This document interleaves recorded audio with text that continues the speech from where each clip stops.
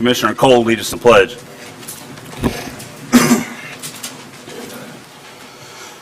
Please bow. Dear Father, thank you so much for the opportunity today, God, to gather here, Lord, and assemble, Lord, to work on improving our community, God. Not only for today, God, but for future generations, Lord. We ask that you will please, God, arrest our minds and anchor our emotions, Lord, as we move forward with the business that we have in front of us today, God. We pray that you'll build a hedge of protection around all the men and women that are gathered here today, as well as their families, Lord. And we're going to promise to give you the honor and the glory, Lord. In Christ's name we pray. Amen. Amen. Please join me in a pledge to the greatest nation on God's green earth. I pledge allegiance to the flag of the United States of America and to the republic for which it stands, one nation under God, indivisible, with liberty and justice for all.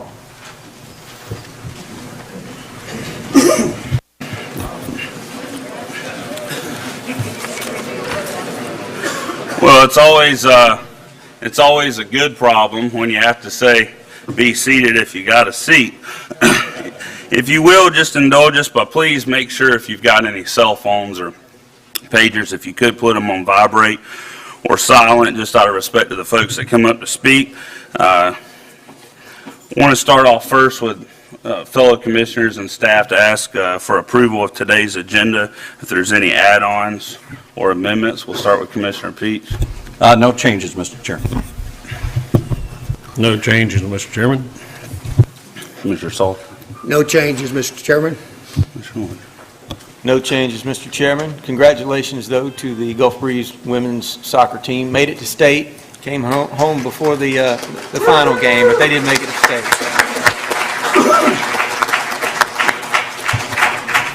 No changes, sir. No changes.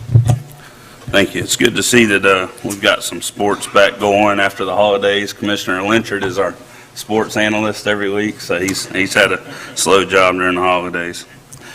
All right, we're going to go ahead and move forward with approving today's agenda then. Informational only. We've got a proclamation Thursday, the 28th, 2019 for Flood Safety Awareness Week.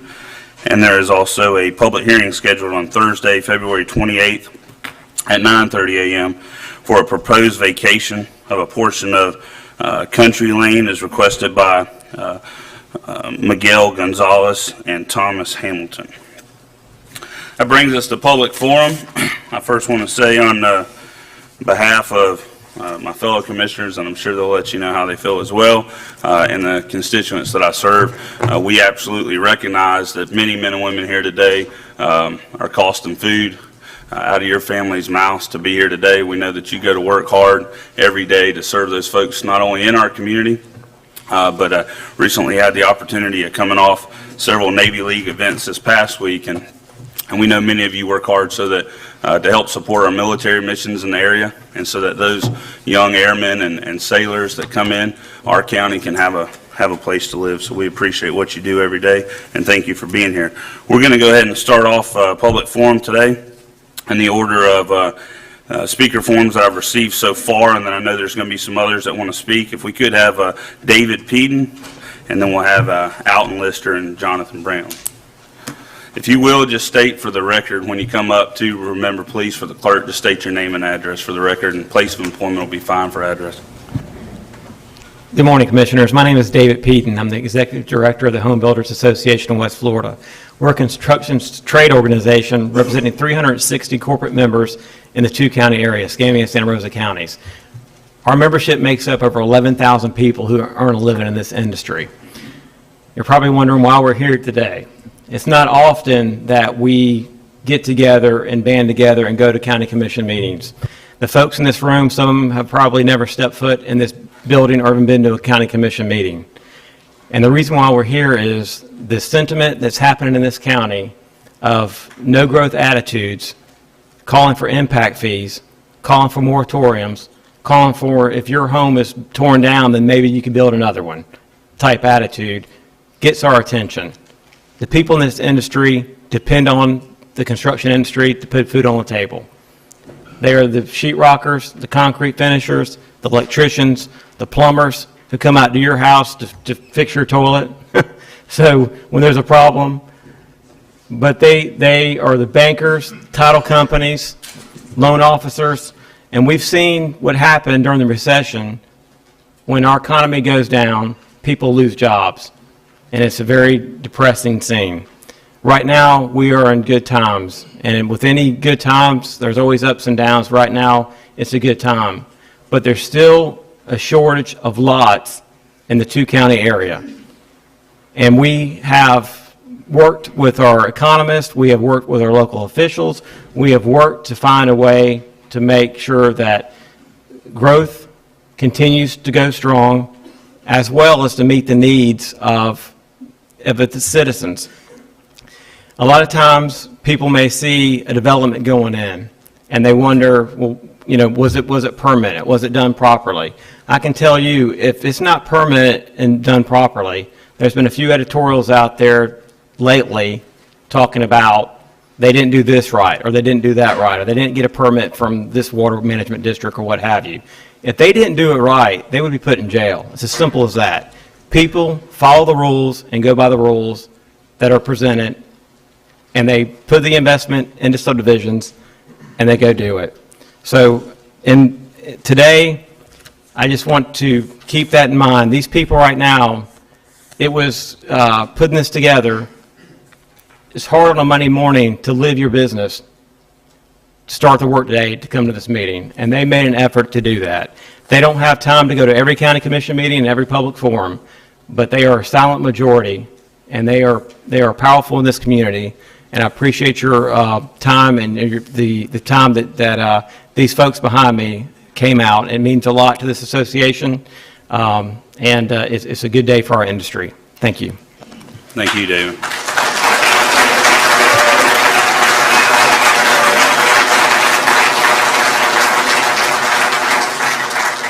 You know, Alton, when you come up, I had the opportunity to speak this past week, and they had some really good speakers in front of me, you know, and I said it's like coming up after the pastor, so you get that good round of applause. You put all this pressure on Alton, but good morning. Thank you.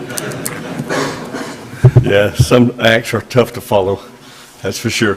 Thank you guys for letting us be here today. I'm Alton Lister Builders, also 2019 president of the Home Builders Association, and on behalf of the 360-something members of the Home Builders Association, we're very thankful for this opportunity. I started my career in construction right here in Santa Rosa County, my first house off Wesley Drive up by the hospital, October of 1984. The county was about 60-something thousand, 170-something thousand a day. Obviously, there's a lot of growth that's happened over those 30-plus years. And in the process of that, there's strains that happen. And you men, unfortunately and fortunately, are put in the position of trying to control, maintain, and monitor this growth, while at the same time you can't stop it. You can't stop population growth. That's something that has to be somehow tried to be controlled and managed to a certain extent, but it's just no way to stop it totally. Anyone in sensible thinking and reasoning can understand a moratorium doesn't really make sense, because that would be trying to literally stop and stagnate, which would has so many different rippling effects that would come from that. So it's something that we have to understand, and we appreciate the fact that you men are tackling these kind of tasks, and it's something that maybe you face ridicule from time to time, but willing to stand up and take care of. Housing is very, very important. After 9/11, we realized people ran to their home as a place of safety during the time of insecure feelings around. And the people that's behind us here today are the people that make sure that you have a home to go to at night. The people who feel on both sides of this issue, they really want their home. So it's important to understand we're not just here as a group together, but we provide a service that is incredibly needed for every one of us, and that is the basics of having a home. And the home building industry is very critical to that. Housing does matter. And the reason it matters is because people matter. And so if you want people to have a house, they have to have somebody who's going to construct that house. Over 60,000 components go into the average home being built. And of those 60,000 components, the majority of these things come from suppliers and laborers that's right here in this area that's being brought. That means they're being bought from people who has businesses in this area, and they're being built by people who live in this area. 3/5, they say, of the income that is a family who walks into a new community, 3/5 of their income is spent locally into businesses and different aspects comes behind that. Along with that, the tax base increases, which gives more revenue there's no telling the impact if we really to look at it over the last 30 years of monies that's been brought into this county because of the housing industry. So we're just simply looking today and saying, most of us are normally on Monday morning out on the job site. We're working, we're in an office trying to keep this industry going, but we want to stop today and come by and tell you that we do matter. Jobs matter, housing matters, and the fact that the cost of living and so forth going up, it matters to all of us to make sure we try to maintain affordable housing and the best that we can do for you guys. The HBA stands ready to help with anything we can do, the challenges of growth in the community. But we do ask you to please consider us when all of the decisions are being made. Thank you so much. Thank you, Al.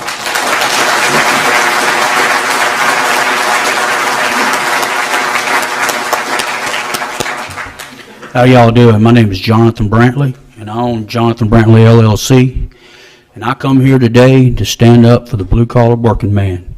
I stand out here every day, and I work my hands to the bone doing construction work.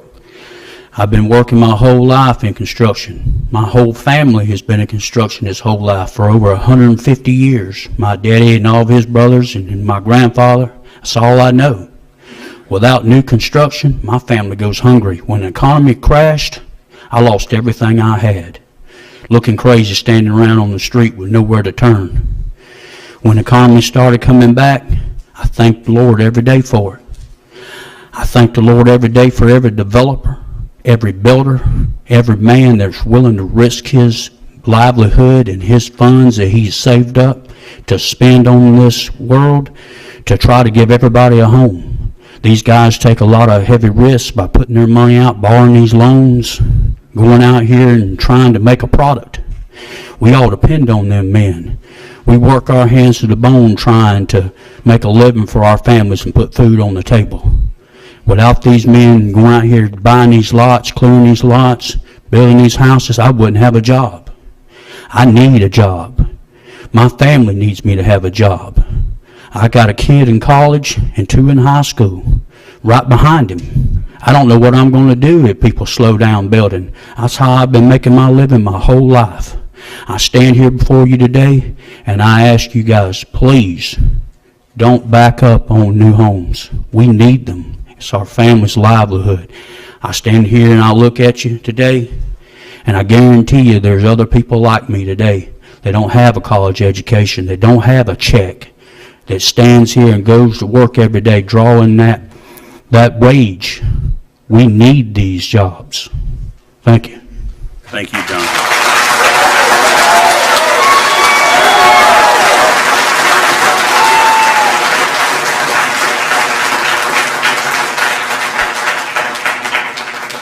Good morning, Jessica. Good morning.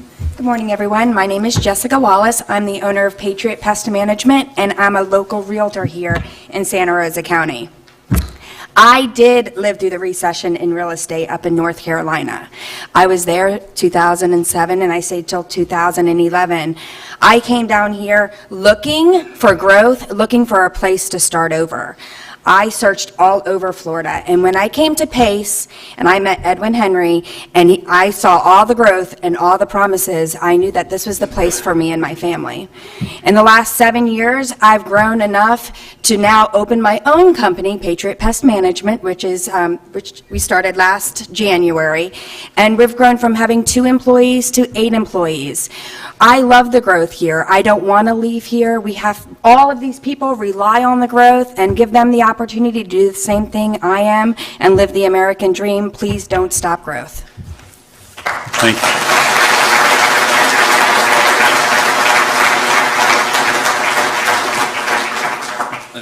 I know we've got a few more folks, and if you will, just please come forward. I know we had those first 5 in order anybody else that wants to come and address the board, now is your time, and we absolutely welcome you. I know some folks get nervous in public, but we always love to hear your comments. I'll say real quick as Ms. Hardigan comes up as well, Tappy Villain, our Supervisor of Elections Office, I apologize, I forgot to mention this at the beginning, has had two ladies outside. You may have seen them at a table when you come in, and they're out there so that if anybody here today has not registered to vote and would like to register to vote and exercise that right or update your address or anything, when you exit the auditorium here and look to the left, you'll see those ladies and they could help you with it. I think it'll only take a minute. Yes, ma'am. Good morning. Hi, good morning. Darlene Hardigan, President of Save Our Soundside, and I live at 4601 Soundside Drive. First of all, I'd like to say, when the president of HBA asked me to come and speak with them, I thought he was going to do it in a different forum. However, we'll go ahead and talk right now. We don't have a problem with building. We have a problem with the way the building is going in. But this all started regarding Forest Bay Estates when we had the audacity to question 100 acres of a discrepancy of wetlands. You know, how dare we do that? The Santa Rosa County Property Appraiser's website said there was 180 acres of wetlands. When the preliminary plat came in, it said there were 80 acres of wetlands. This is a very environmentally sensitive area. It's only 210 plus, maybe 220 acres of land that this development was going into. So 180 acres versus 80 acres of wetlands was a big deal. Since then, certain ones of you have told me that we shouldn't have relied on the property appraiser's website. That, you know, it has a disclaimer at the bottom that it might not be exact, but 100 acres? So, you know, I've looked since then, and most all the maps have that same disclosure. You know, the National Wetlands Inventory map and all of those have the same disclaimer on them. So I'm not really sure what we're supposed to look at. But regardless of that fact, initially when the wetland engineer did his first study, it showed 93.60 acres of wetlands. Then the preliminary plat came out, and it showed 80 acres of wetlands. So that is a difference of 13.6 acres, which in R1 is 54 houses. And so just that discrepancy alone needed to be checked into. Why do I have to be the one to ask this? You guys should have been asking, what about this difference? So, and those are documents that you had. We're not privy to those documents. After you tabled the approval, I understand someone with the Northwest Florida Water Management District went out to the site and verified the findings, adding 5,568.671 square feet of wetlands. And that's pretty exact for an inexact science. But just as an aside, I see that now the property appraiser's website is correct, and it's 80 acres of wetlands, not like the one in January that said 180 acres of wetlands. So that's been corrected in the past few weeks.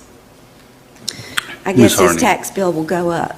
Yes. I'm just going to ask, since we've got to the 3-minute limit, and since we're talking about something that's actually on the agenda, and I know a lot of these folks have come to a meeting, it's probably the only one they'll have the opportunity to attend this year. I'll just ask if you could wrap it up, and then we'll address Forest Bay later on in the agenda. Okay, I can do that. I'll just finish later. Thank you.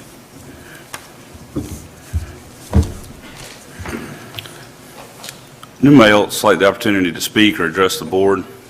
Yes, sir. Just please come forward. Again, as a reminder, when you get here, just state your name and address for the clerk. Good morning. Good morning, gentlemen. My name is Patrick Cosma. I reside at 2552 Rosedown Drive in Cantonment. I've been employed by Acme Brick and Tile for 19 years. My territory covers Escambia County all the way to 30A in South Walton County. In that time, I've seen a tremendous growth in this area. Again, from Escambia County all the way down to 30A. Our industry generates approximately $288 million in local revenue, and with that provides almost $26 million in taxes and has created over 5,000 jobs. Currently, Commissioners, y'all are working on a project called Project Runner. We don't know what this project is, but local media reports has it listed as a food distribution company and bringing in anywhere from 400 to 600 jobs. That's a good thing. Latest report that I can find was August of 2018 with the Pensacola News-Journal, was saying that unemployment in Santa Rosa County was 3.4%. I can attest to this, and there's probably a lot of business owners behind here. We are in need of construction workers. The 3.4% of the unemployed, they're unemployed for a reason. So my question to y'all is, where are those 400 to 600 jobs going to come from? More than likely, they're going to have to move into this area. Where are they going to live?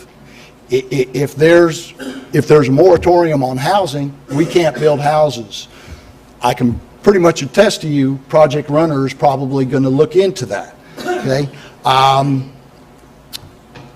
If Project Runner is going to move here, where are they going to refuel? Okay. There's no area for their fleet of trucks to be able to refuel. Some company, some corporation is going to look at opening a refueling station similar to Buc-ee's or maybe Pilot over in Mossy Head. Okay, those trucks going in, they're refueling. Those tax dollars are coming in order for that site. Concrete people are going to need, steel people are going to get jobs. That's all generating tax dollars for Santa Rosa County. Okay, I'm concerned about the reports of anti-growth. People are deciding to live in Santa Rosa County for a reason, be it better schools than what's over in Escambia County, be it beaches, be it woodlands. Okay, they're choosing to work or to live in Santa Rosa County.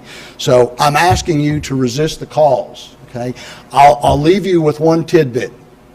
Please remember what happened in New York City when a few voices resisted an urge for a company to move into New York City. That company pulled out. Project Runner doesn't sound like Amazon, but to this community, it could be. Thank you all very much. Thank you, Patrick.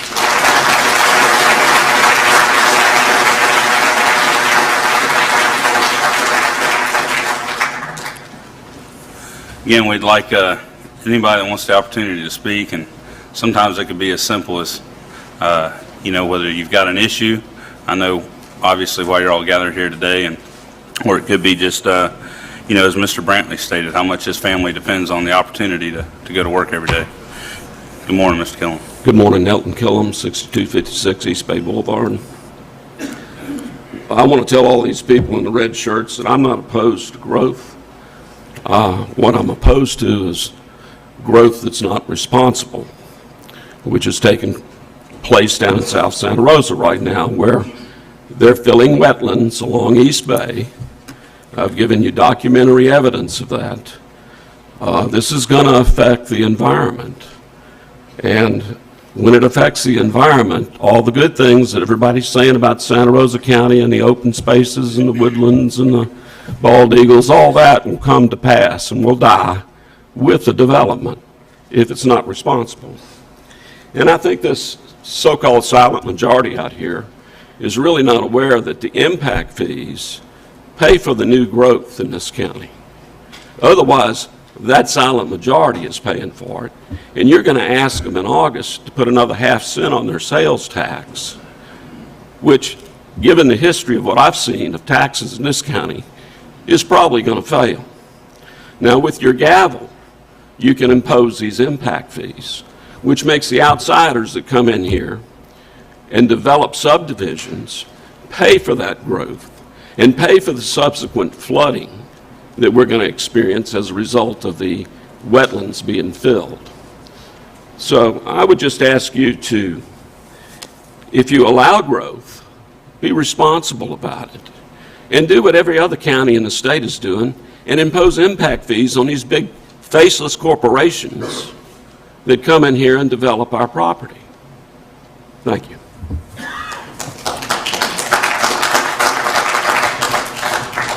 Thank you. Good morning.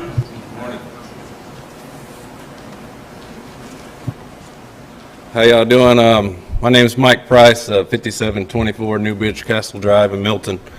I'm a co-owner of Avant Price Builders. We're a small company here in Milton. We got about 8 employees, been building for about 8 years. I wasn't going to say anything today, but the impact fees bother me somewhat, so I just want to give my opinion and give you an example. When I built my personal house in 2007, I paid an impact fee on it, and I was living there for my family. It really hurt me because I had to pay for that up front to get my permit. I actually ended up making payments over time. It was somewhere around $3,500 if I remember correctly. And they told me that was for my impact on fixing roads, etc. But just to give you an example, if I buy a lot in Holly by the Sea, I'm paying $600 a year in property taxes on it. As soon as I build a house on it, that next guy is paying $6,000 a year property taxes. So me building a house there created revenue for the company with tax dollars, or for the county for tax dollars. So from $600 to $6,000 a year is a pretty big impact fee. And not only that, that's $6,000 a year and probably never less for the end of time. You know, so when we're building these houses on these lots, there's a lot of tax dollars that are generated that should be able to pay for the impacts of roads and et cetera. So, thank you.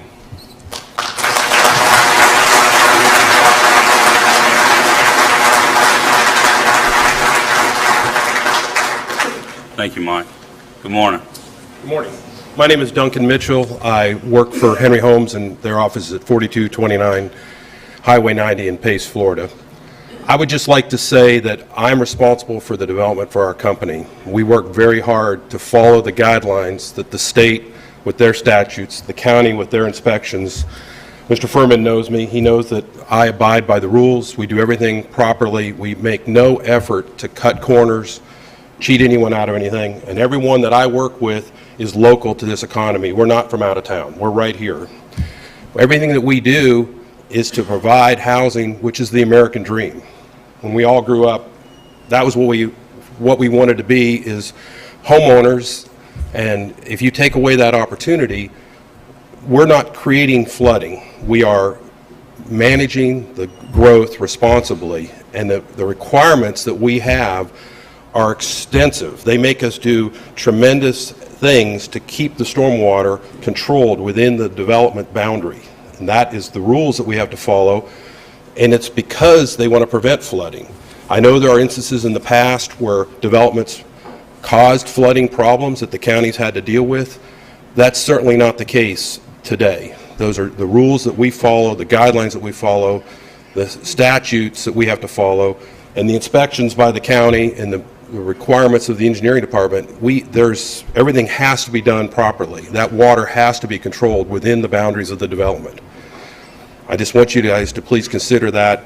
I think it's very important that the people, I'm concerned about special interest groups getting more attention than the majority of the people. I think it's happening throughout our country. That's a big concern. Thank you. Thank you, Duncan.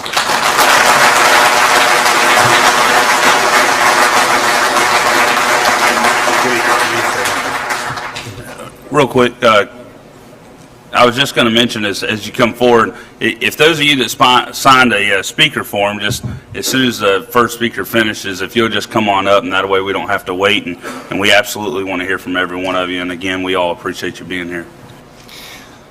Thank you, everyone. I wasn't planning on speaking here at all. My name is John Payne. I work for Avant Price, and I was moved by a couple things that was said here today. And we've all heard the ramifications that could happen if we slow down the growth. Now, we're a community is a body. I can't think of one wise reason to stop the growth of any body. Why would you stifle the growth Growth is good. There's nothing bad about growth.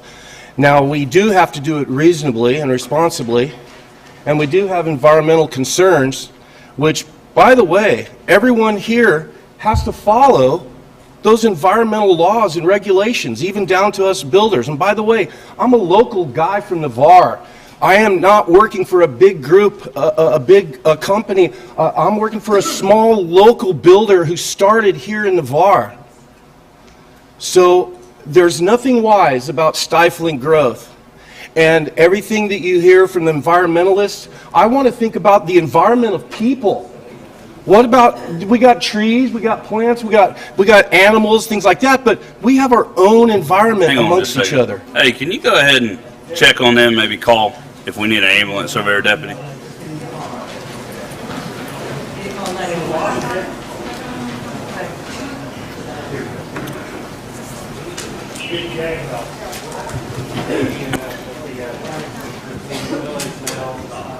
Thank you.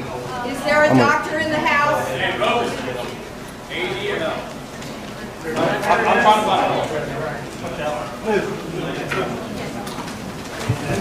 Hey, y'all let us Y'all follow make a through. hole He's back making a here. mess.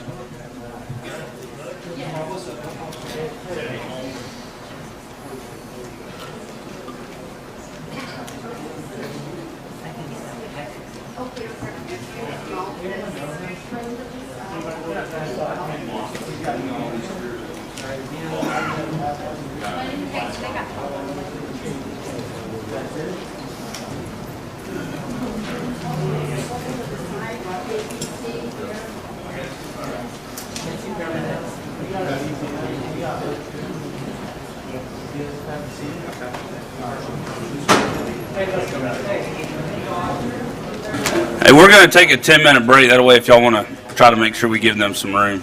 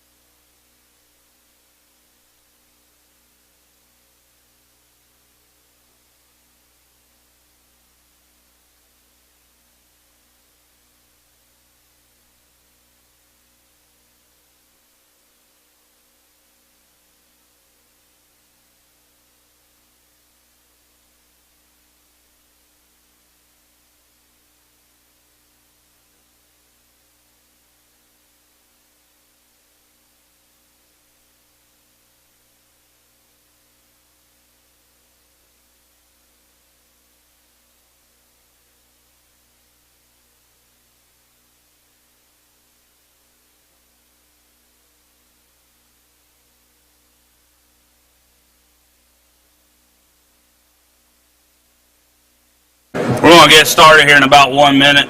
That way we can get these hard-working folks back to work. Is that you on top of the roof? Yeah. I started to take the ladder down. Were you on the roof? Yeah. Oh, to get a picture? Yeah. Oh, that's good. They're going to run it when I speak. Yeah. Oh, good, good, good.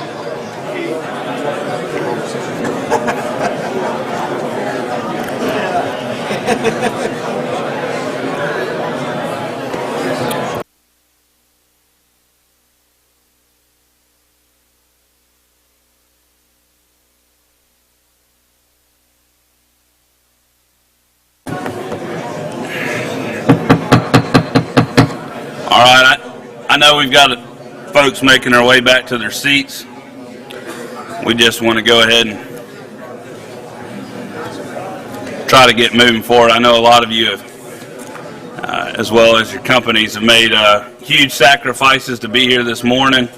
I know we had a few folks that had to leave, and I understand so. Thank goodness that the fellow there that he was conscious when he left, and that is always a good sign. So hopefully that is why we pray for God's protection, and so I appreciate those first responders that were in the crowd as well for tending to that gentleman.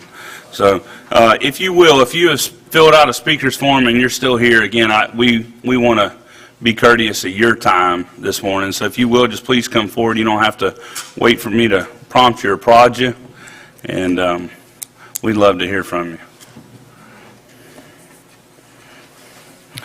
Good morning. And just a reminder, if you'll just give your name and address when you come up. Thank you.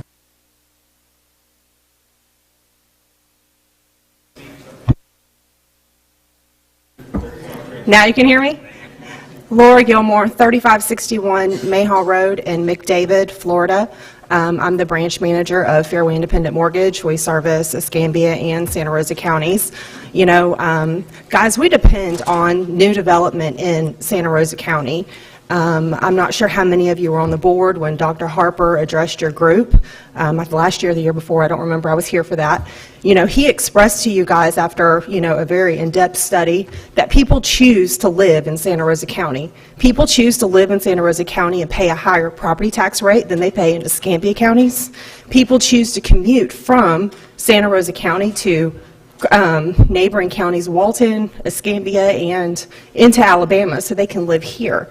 So we depend on growth here in Santa Rosa County.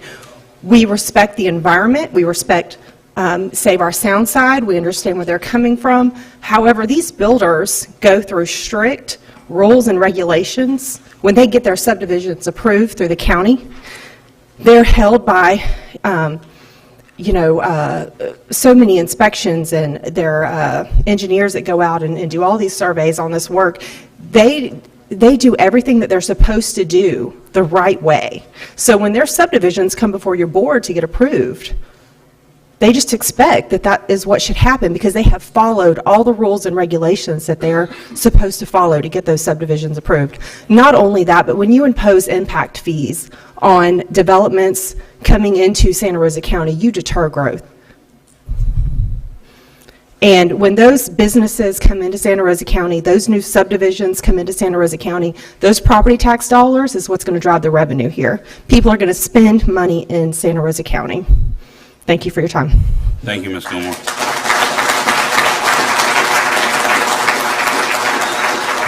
Mr. Chairman, Commissioner Salter. one comment the young lady made. Our millage rate in Santa Rosa County is lower than what Escambia is. Now, the property values may be higher, but the millage rate is lower. So we do have lower taxes. Thank you.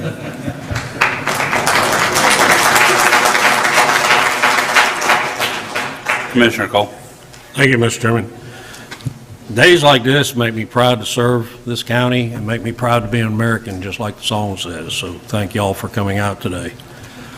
First of all, being one of the three that voted to put a 30-day hold on the development order, I want to apologize to Keith at Wetland Sciences. They've only ever done exemplary work in this county and other places they work. I apologize to the developer for extra cost he's incurred for what the lady said was 5,000 some square feet, but it basically adds up to .2 of an acre. No lots were messed with, and to date, it's cost him over $7,000 in additional attorney fees and fees from Wetland Science because of, I'm just going to say, my actions, so I apologize to that developer. But all in all, I think this turnout we have today would not have occurred had this board not taken that action. We had a group of folks that come to us, organized, and had questions that I don't believe we could answer. A couple of them questions were brought back up this morning where they were not privy to information. Information's public record. It's all, everybody's privy to it.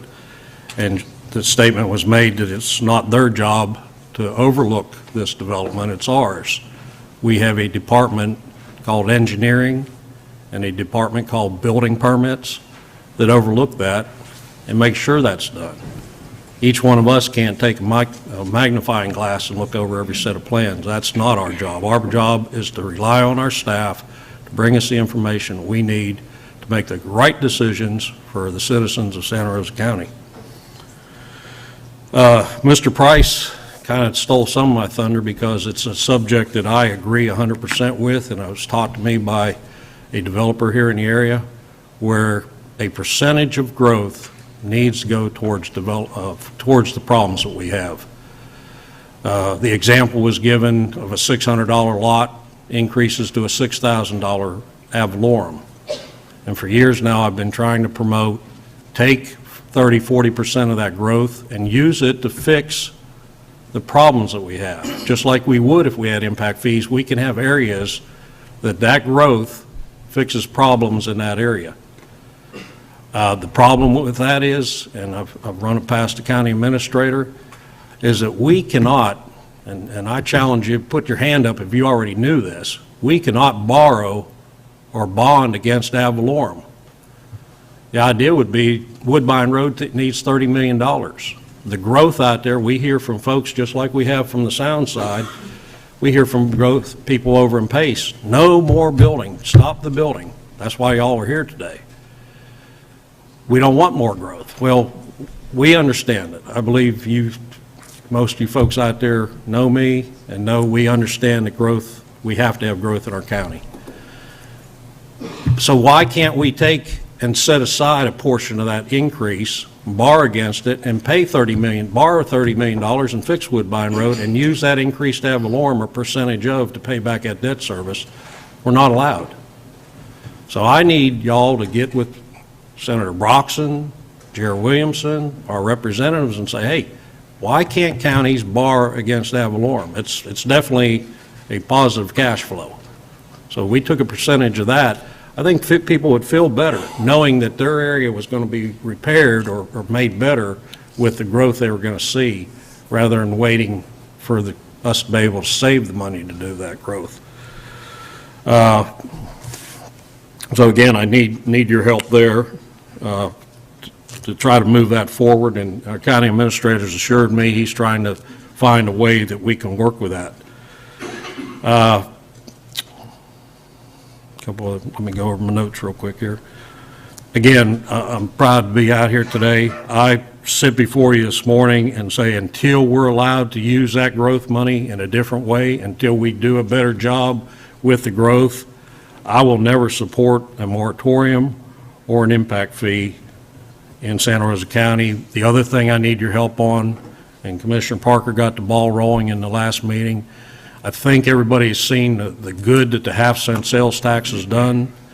I need everybody out here to support moving that forward this August to a full 1 cent penny for a 10-year period of time, and allow the boards and the future boards of county commissioner to work with everybody to move Santa Rosa County forward. Thank you, Mr. Chairman. Thank you.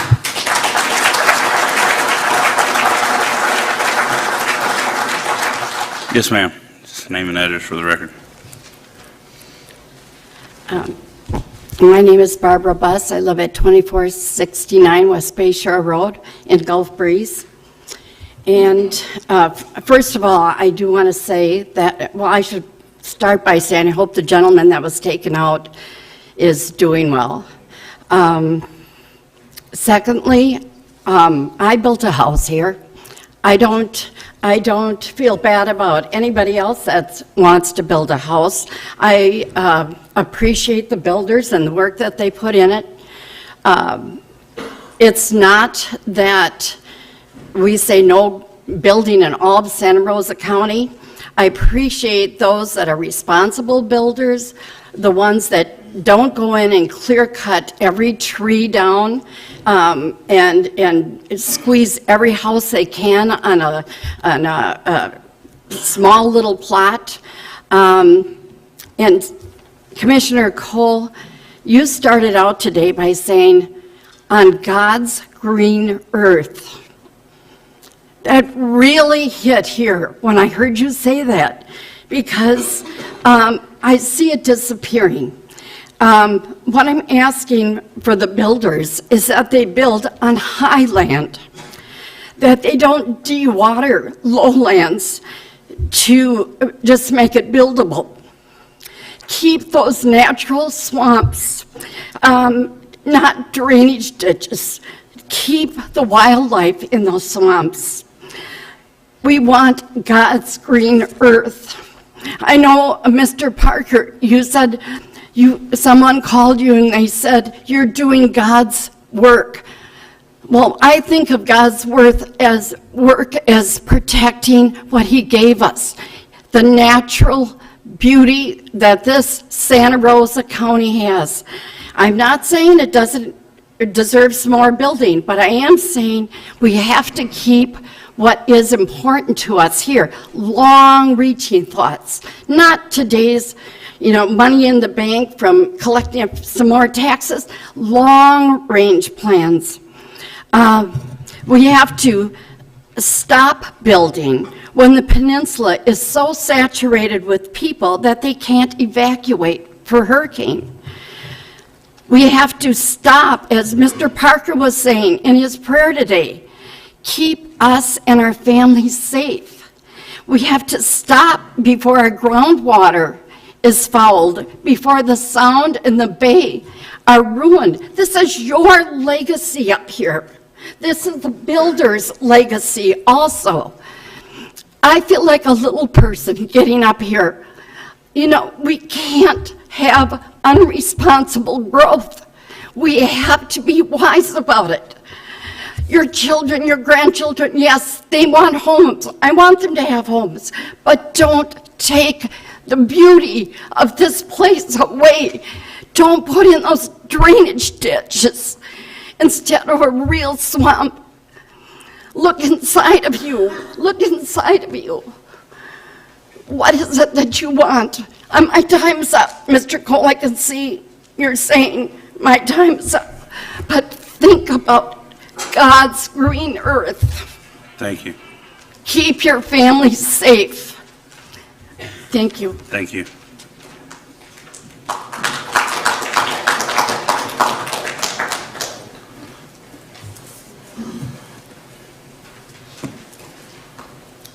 Good morning, Commissioners. Alfred Picardi, 5740 East Bay Boulevard, Gulf Breeze. I have a question for Mr. Blaylock. How many times in the last 10 years have we had the 100-year storm? Say again, sir. How many times in the last 10 years have we had a 100-year storm here? Well, based on the FDOT intensity duration curve, a number of them. Say once every year? Twice a year? Statistically, I don't have that number off the top of my head, but it's frequently, and we know that. Well, my point is that the criteria that we're designing against floods for are outdated. And Mr. Blaylock would tell you that he's waiting for new standards. So I am all for growth. I'm all for these folks here. I used to build power stations for a living, but responsible growth. And there are certain places that are amenable to development of homes. There are certain places that are not. Case in point, Forest Bay Estates is home to 4 different endangered species, both upland and lowland. there's got to be a better place. Also, there's been no environmental resource permit. So I'm all for following the rules, but the rules involve an environmental resource permit and extensive assessment of what the groundwater, what the endangered species are. And in the wetlands incorporated report that you mentioned, he asked for an endangered species survey. You can't ignore the professionals on the ground. Thank you. Thank you.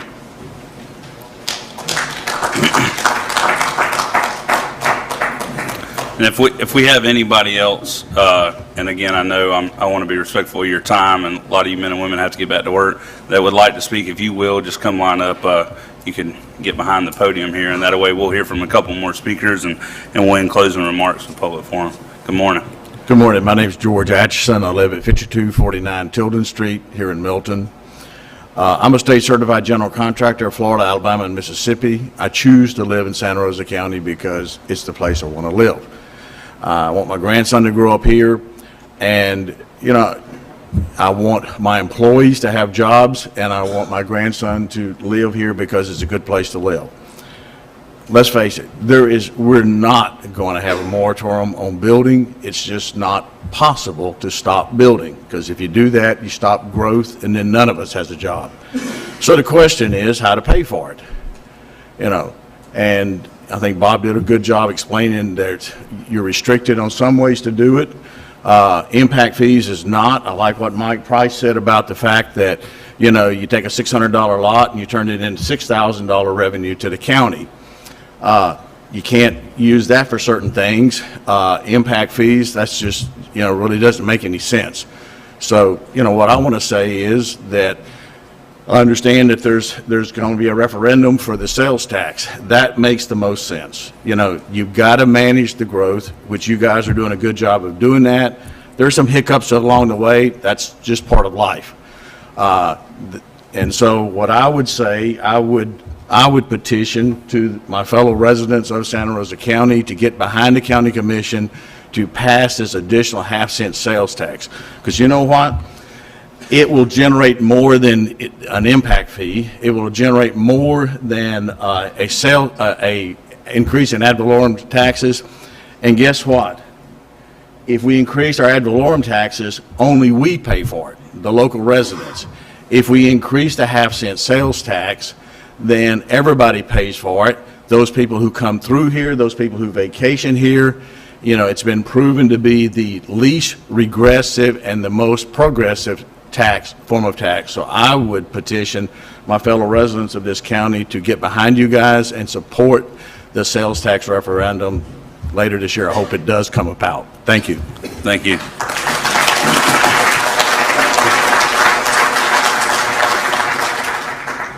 Is there anybody else that would like to speak this morning? If so, and you filled out a speaker card, here comes Mr. King coming up. As many of you know, we are very blessed to have many men and women that put on a military uniform every day, but we're also blessed to have many people just like Mr. King in front of us, and we appreciate your service with the fire service, and thank God for men and women like you that'll do that, and just like helping that gentleman there. So I just want to tell you that, and we thank you for your service. Well, good morning. I just want to be brief and say thank you for the continued support that the County Commission has given us over the years. As a member of the Santa Rosa County Fire Service, there's challenges that hit us from Munson to Navarre Beach, unlike no other. We need this blessed growth in our county.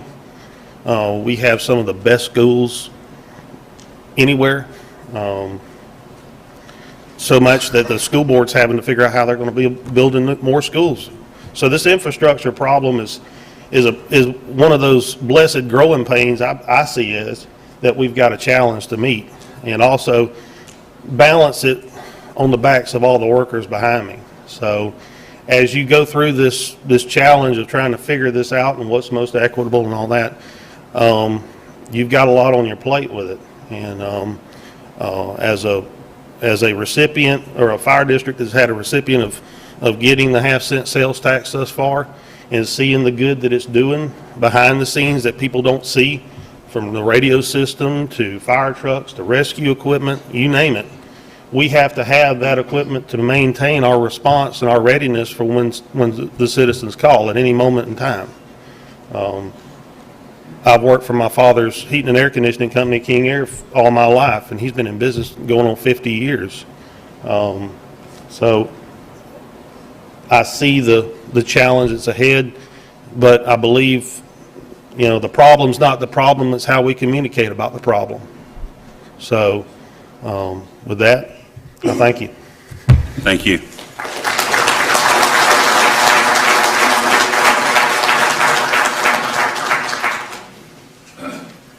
Good morning.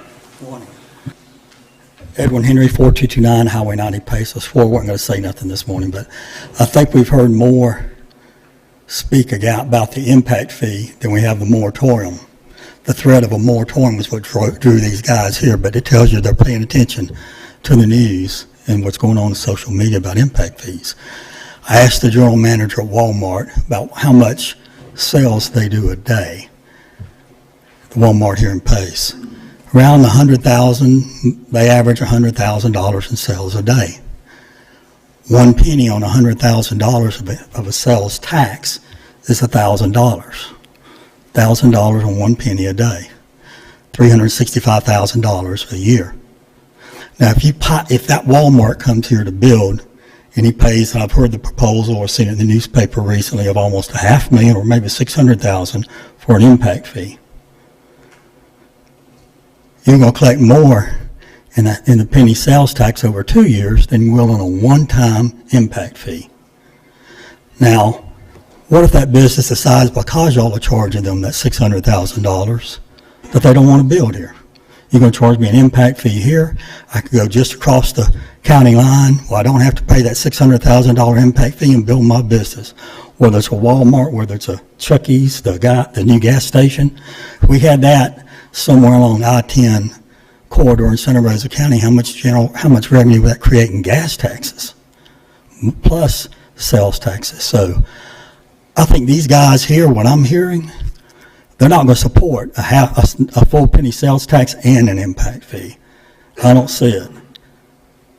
So I think you guys, got some decisions to make there. I mean, if we're going to put to us an impact fee and a penny sales tax, I think they're going to vote against the sales tax. So something you guys are going to have to think about, and it's in your best interest, the county's best interest, all the citizens' interest. You have a 1/2-cent sales tax. What should the county be doing then? We should be increasing our retail floor space as much as we can. There was a report done not long ago that we lose $200 million in sales every year. You guys paid for this report. $200 million in retail sales to Okaloosa and Escambia County and Baldwin County. When I take my wife to Malmas to go shopping at the outlet stores in Malmas, I'm at the Bass Pro, but I always like to look at the tags in the parking lot. And half of them are from Florida. Well, we had those guys spending that money here. I think one of our biggest economic development opportunities is increasing our retail floor space. When Walmart builds a Walmart, you don't have to go in there and maintain their drainage. You don't have to maintain their parking lot. It's not like a subdivision. We accept it and you guys have maintenance of it. You don't have to do anything for these commercial developments. I mean, it's a goose that lays a golden egg. And we really need to focus this county on generating more retail sales. Impact fees will kill that, in my opinion. Thank you.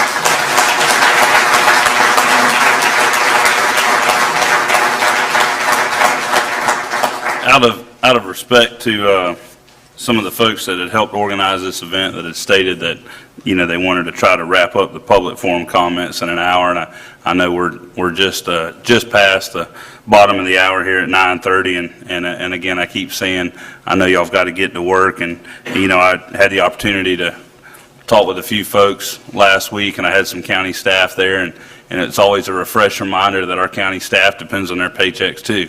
And they depend on that paychecks to come from the tax base that comes from the hardworking men and women out here in front of me today.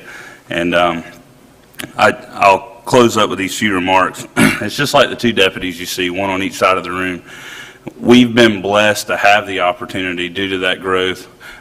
These deputies have been able to get raises 2 years in a row. It's helped the sheriff do his job. I have a unique relationship with our sheriff. We talk several times a month, and he's able to do things that he really would have never imagined he'd be able to do, and that's been, yes, we could say through the support of the county commission, but it's really been the benefactor of our community. Our employees have been able to get a raise. The housing industry, just like Mr. Brantley said, y'all, and Ms. Wallace said, y'all went through some times, and man, I remember it. It's easy to forget just 10 years ago and 11 years ago where, you drive through neighborhoods and for sale signs coming up everywhere because everything was being foreclosed on, and there was nobody even there to buy them. And it's so easy to forget when we go through those tragedies, because right now, I think you said it best, times are good. And I hope some folks are storing away some acorns for if God forbid, times ever aren't as good. But I do want to say I appreciate those words of comments about the half-cent sales tax going to a 1 cent initiative. This board, just last week at our budget workshop, made the decision unanimously to move forward in August with trying to go to a 1 penny sales tax.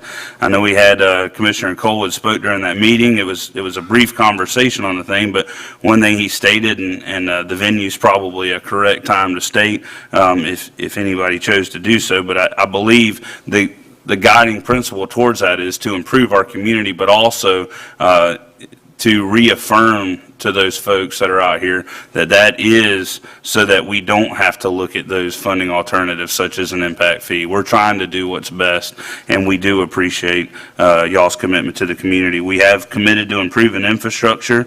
We are working right now. I know many of you in this room sort of, and I don't want to say this because I don't like factions, but sort of on both sides of the aisle, those that have stood in front of us and called for a bill moratorium, and those that have stood in front of us and said, hey, we've got to feed our family, please don't do that.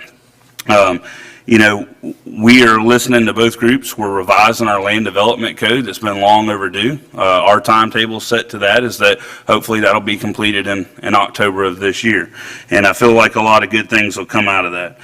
We've been able to, just as Mr. King said, provide fire equipment and pay raises and equipment to the sheriff's office through those sales tax. And so, again, just like Commissioner Cole had stated and some of the gentlemen that have walked up here, that is what you can do to continue to help us give back and help our community on some of those infrastructure things. I think one other thing we've got to look at, and I apologize, I saw a note here I overskipped, is even on that land development code.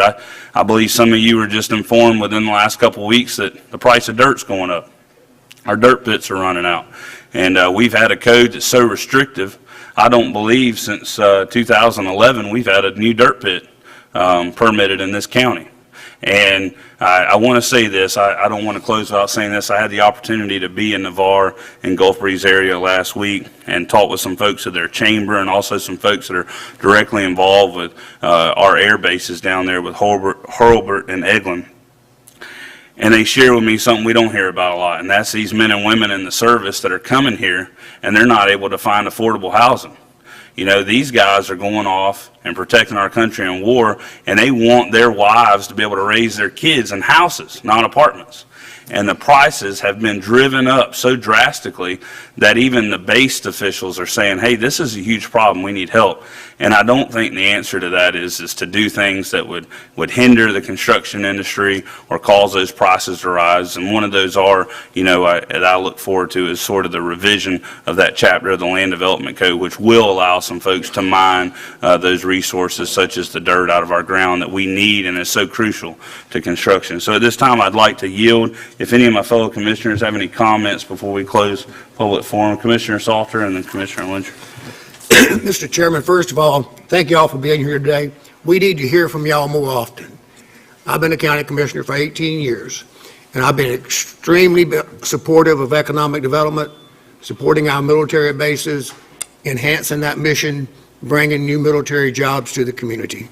And I want to say this, and this is what I've told many people many times. We can only do monetarily what you allow us to do. And if the half-cent sales tax that was approved 2 years ago has really made an impact in this county. And George, thank you for your commitment We need the other half cent. A lot of us go across the bridge to Escambia County and we spend money over there. Theirs is 1 cent. We need the same thing here in Santa Rosa County. Talking about the environment. Here lately, there's been several negative articles about how out of control growth is in Santa Rosa County. We have some of the best staff people anywhere. Engineering department, administrative department, public works. We don't violate rules. We follow the state statutes, we follow the county ordinances, so I want to compliment our staff for doing a good job.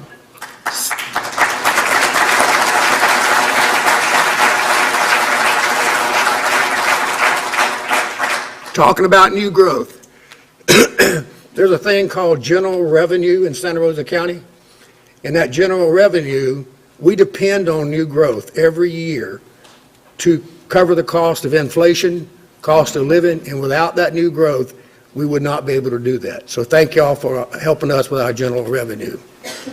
Talking about preserving land and being sensitive to the environment. Most of y'all know this board's been very supportive of buying land around military bases and conservation easements. As of today, we required about 10,000 acres around Whiting Field and some of the outlying fields. And it's not just to protect the base. Some of those properties are extremely environmentally sensitive. We have creeks that run through a lot of them that can't be developed. And that's the way it should be. Because all those creeks that can't be developed, they run to the Gulf of Mexico. So when people say, y'all not protecting the environment, yes, we are. Impact fees. It would have a horrible impact, especially on commercial growth. We lost several businesses back when we had impact fees in place because they would not come to Santa Rosa County and pay that impact fee. Another good example of an bad thing about an impact fee. My son, who is a native Santa Rosan, as I am, he built a new house 2 years ago. If we'd had impact fees in place, he'd had to pay an impact fee, and he's a native. So he's not one of those new people coming here. He was born and raised here, but he'd had to pay an impact fee. So I will never support a moratorium or impact fees. I'm a strong advocate of getting that other half-cent sales tax. Thank you.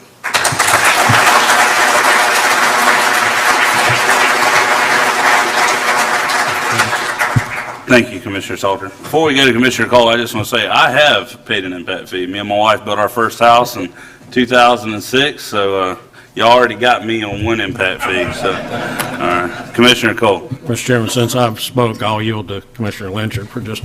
Commissioner Lynch. Thank you, Commissioner Cole. And I won't belabor the point. I agree with Commissioner Salter. He summed up everything quite well this morning. I just want to say I appreciate everyone who came out this morning. I've been on the board for 10 years.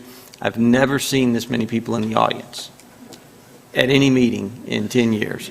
So that says a lot for your concern about these issues. And I'm glad you're here. We all need to recognize and acknowledge the impact that you have on our economy day in, day out, year in and year out. So thank you for coming this morning. Appreciate hearing your side of the story.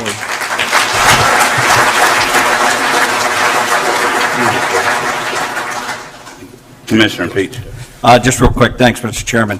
I too am glad to see folks here. A lot of folks fight for this right, for people to come out and voice their opinions, and I'm proud to see everyone out there in that audience today. It makes me feel like I made the right choice when I chose to run for this job, so I applaud y'all. And I also applaud y'all for taking the conversation face to face.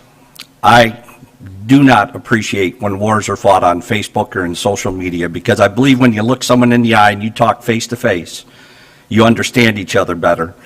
And you're a little more cognizant of being polite and correct to folks. So I applaud you all for coming out. I appreciate everything. I've worked my whole career with folks just like you all out there. I've worked my career with environmental staff that I had to balance throughout my career, the environment and construction for the U.S. Air Force. It can be done. We can work together to make Santa Rosa County better. And that's why I took this job and asked you to put me up here to do this job, because I want to work with each and every one of you, and you got to find that balance.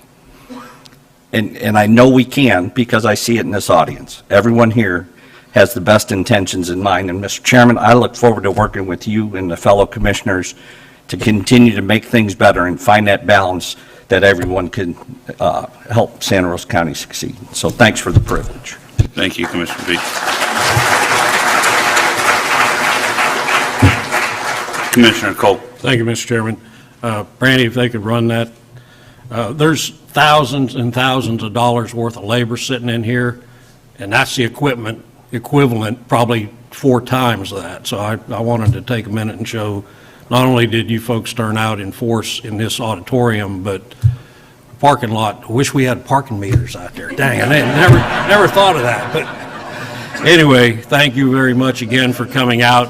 We've got to get rid of the attitude, whether you've been here all your life or moved in and got your keys yesterday, some tree was displaced, some animal was displaced for that to occur.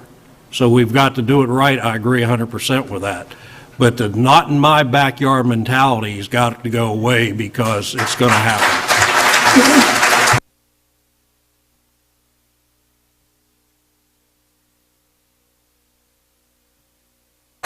Thank you, Commissioner Cole. And again, from the bottom of our heart, and not only as commissioners, but we speak for, we have the opportunity to get up here and represent over 170,000 people when we say thank you for what you do. I know, you've probably never been called a hero, and that may not be an appropriate term. I don't know. It depends on who you are. But like you said, we all get to go home tonight, and we get to sleep in safe homes, and we get to go to businesses. And thank you, the men and women that are committed to making that possible. So we're going to go ahead and conclude public forum, and we'll take a 10-minute break to allow everybody to get out. Y'all please be careful on your way out of the parking lot today. Please be careful. Have a great week, and God bless you.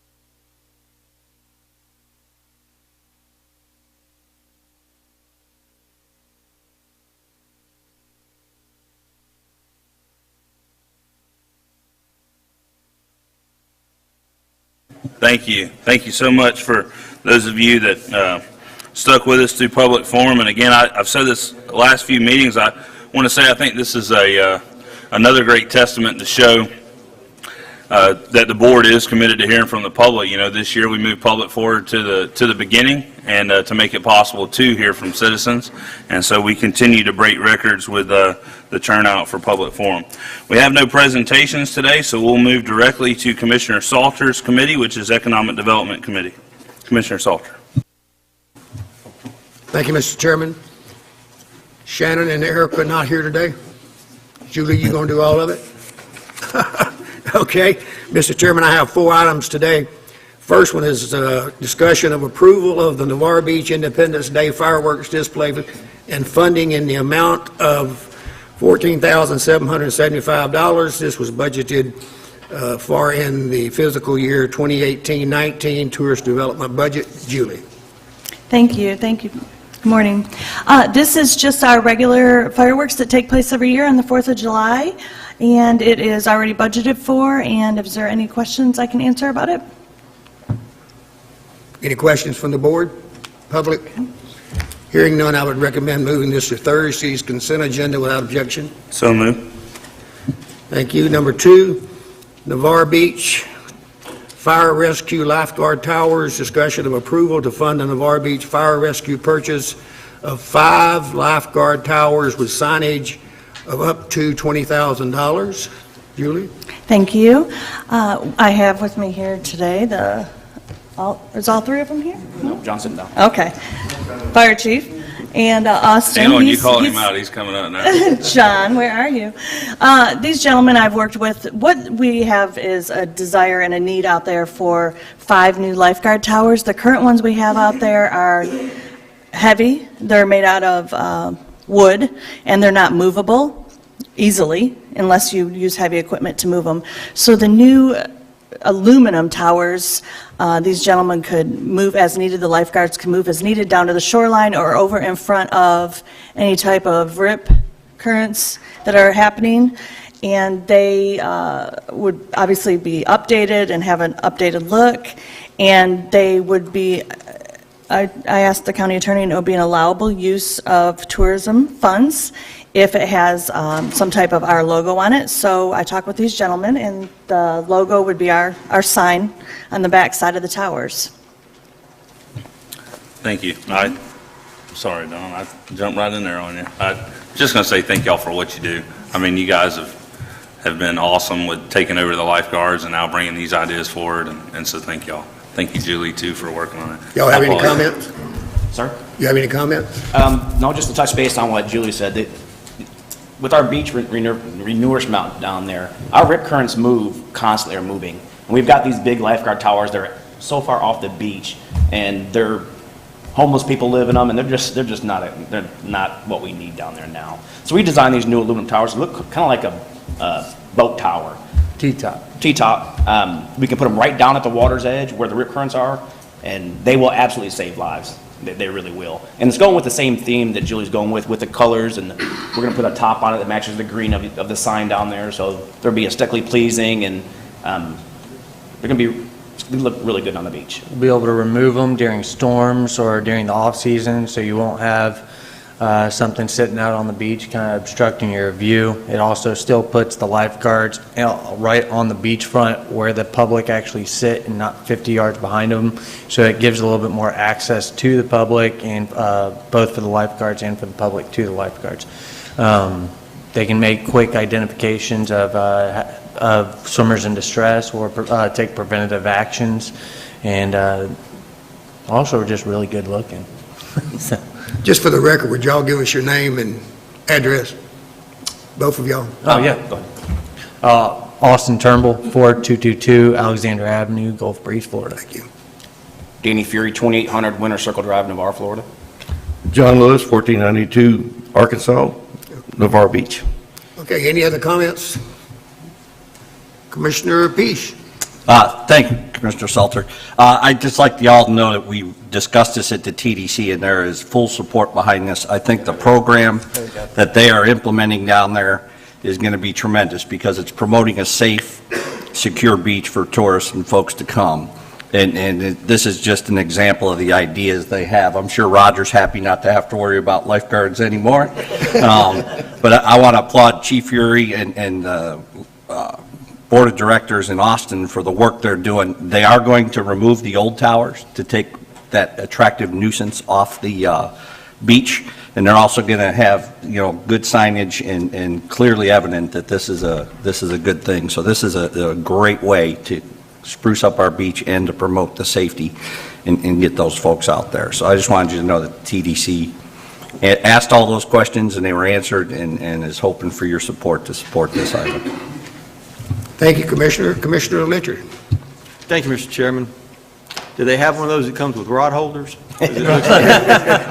Asking for a friend. Any other comments? Mr. Chairman? Commissioner Cole. Just real quick, to maybe save some steps, do the old towers have to be declared surplus so they can get rid of them? And if so, can we just go ahead and implement that? They were turned over to us. Okay, good. Yeah. Then- We took ownership of them. We signed, yeah. Hearing no other discussion, Mr. Chairman, I would recommend moving this to Thursday's consent agenda without objection. So moved. Thank y'all for coming. Thank you. Thank you. Number 3, discussion of approval of the agreement between the county and the Emerald Coast Wildlife Refuge. Ms. Morgan, and then I'll ask our county administrator to join in as well. Thank you. You're not Ms. Morgan anymore, you're Ms. White. That's okay. You can call me either, it doesn't matter. The county, the Tourist Development Council, after the last county commission meeting, we were asked to come back with an agreement, and so legal has drawn up an agreement for that $194,000 per your request, to where it states that the agreement states the ECWR will be open to the public within 2 years of receipt of funding from the county and to remain open in Santa Rosa County for a period of 5 years. And if ECWR fails to open in the required time and continue to operate for 5 years, ECWR will reimburse the county. Of course, that's not what we think will happen or want to happen. We want to see a continued partnership with them and a longevity of that facility, and I think that's what will happen. Thank you. Dan, you have anything to add to that? Those would be a reimbursable expenses that were for the medical center was the approved structure. So any of those invoices or work that's been done on the medical center would be eligible for reimbursement under this amount of money. Any discussion by the board? Comments? Good morning. Mitch Robbins, 2999 PGA Boulevard, Navarre. First off, thanks to the commissioners and the TDC, by the way, for this. Our only request would be we have no issues with the agreement at all. Our only request would be that we set it up as either a draw or with the way this thing states, it's upon completion that the funds would be reimbursed to us. Obviously, we're in need of funds in order to complete the job, and we're still, as you folks know, short on completing both the education center and the medical center.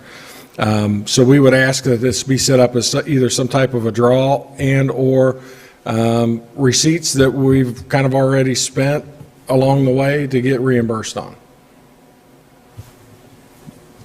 Commissioner Lyncher. Thank you, Mr. Chairman. Roy, any issue with just going with a standard draw schedule at different phases of construction? I think we can do that. I would support that. Perfect, thank you. Commissioner Roy Andrews, attorney, you got your light on? Okay. Any other, we're watching the lights up here so the name appears. And any other comments? Commissioner Pease, it's in your district. Any comment? No, I just support that. I mean, they came to us for funds to get that building complete, so if we could set up that schedule to help them move it along, I fully support that as well. We'll make adjustments to the language for Thursday's agenda then, if we leave it on the regular agenda. Okay. Mr. Chairman, at this time, I would move approval of the agreement with the understanding that Dan and staff's going to come up with some type of ability to draw on those funds as you move forward with the construction. I would recommend moving this to Thursday's consent agenda without objection. So moved. And I don't for the record, somebody mentioned right, I don't have a problem moving it to the consent agenda. We've already stated the will of the board. That's fine. Yeah, we'll make the adjustments and All right. That way you don't feel the need to have to drive back on Thursday. You know it's going on the consent agenda. Perfect. All right, thank you. Thank you. Thank you, Mr. Chairman. I don't see our economic development folks here today, so number 4, discussion of approval of term sheet with Pensacola State College for truck driver training school in new sport fields. We will have with us today Dr. Ed Meadows from Pensacola State College. Welcome, sir. You have the microphone. I think the narrative that you were provided is hopefully self-explanatory. I'd like to thank Commissioner Lynchard for allowing us to move forward with this phase of it before we actually finalize the soccer field agreement at our South Santa Rosa campus. But it would be for a period of 40 years. There is wording in there in case either party wishes to terminate the agreement. Y'all would clear the property. We would be responsible for the building that we will, and the paving that we will do there. We also are providing tuition-free 2 slots per year for the county's workforce.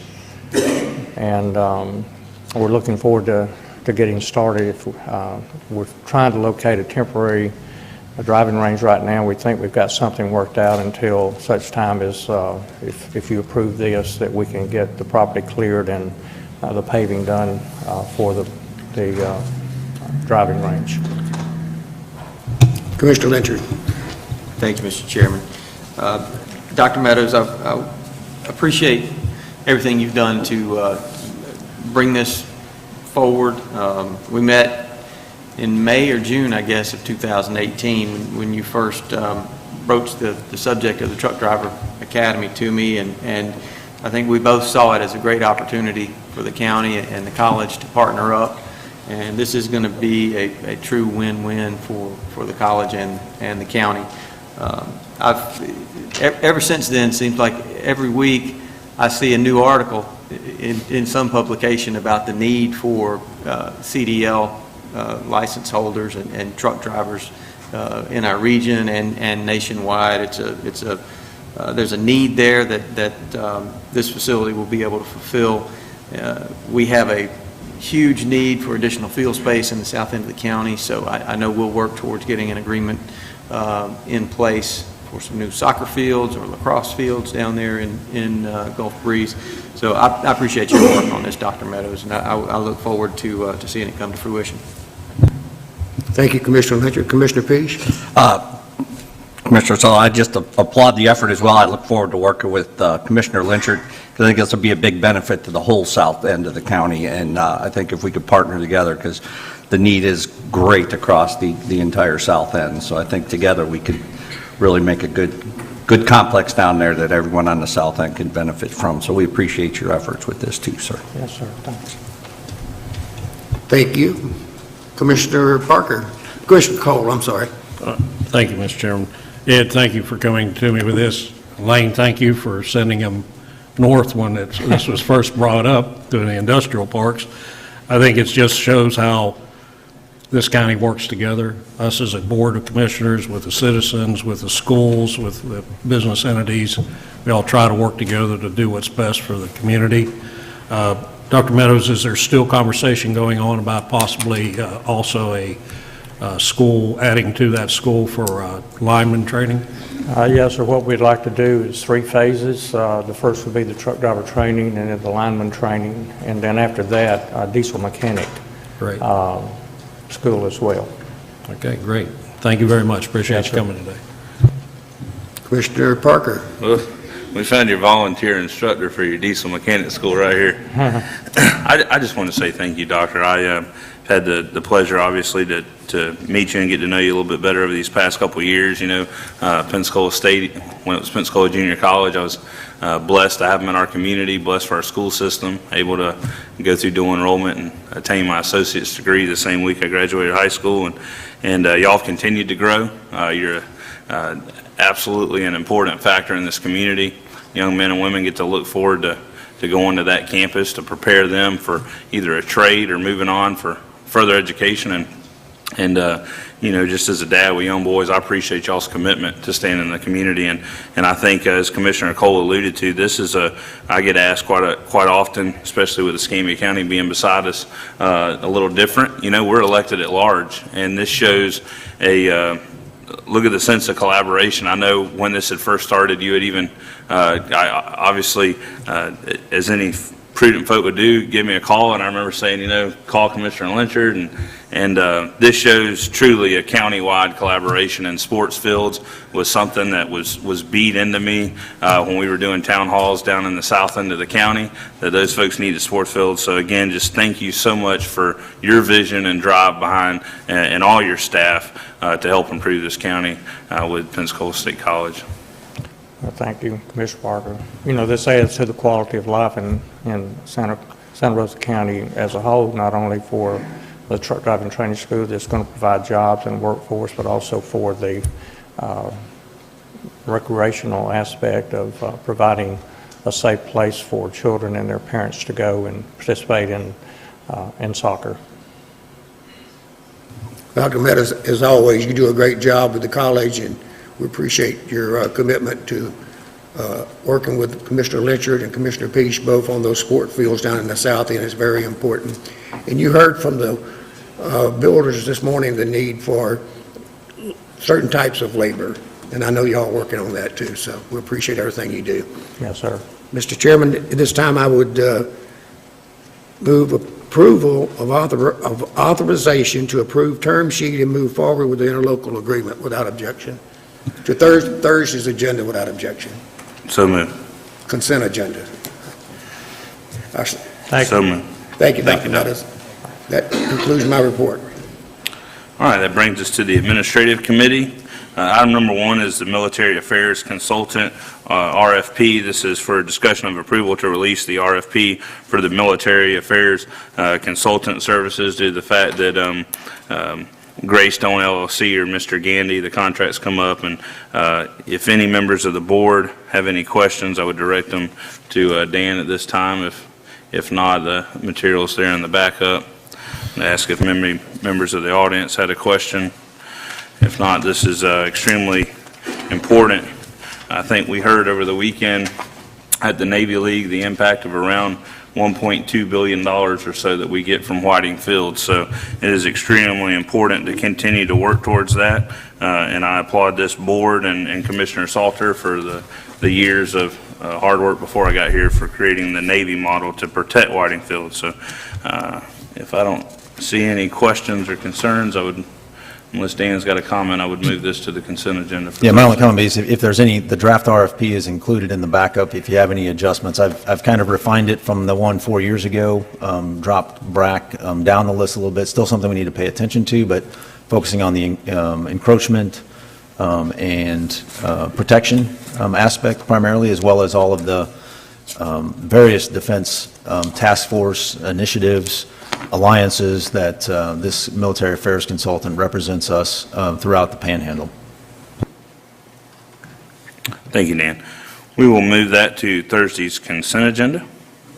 Item number 2 is the courthouse design build contract, and this is discussion of approval of the design build contract with Ajax Building Corporation for the Santa Rosa County Judicial Center Complex. I appreciate you gentlemen. I see some folks with Sam Marshall here today, as well as Mott McDonald, and Dan has already acknowledged how appreciative he is of you and your firm's work to help us through as our owner's agent, to help us through this complex contract. I know we've got it here in our backup as well. If any members of the commission have any questions, I would direct them to Dan, or if any members of the audience have any questions or comments, now would be the time.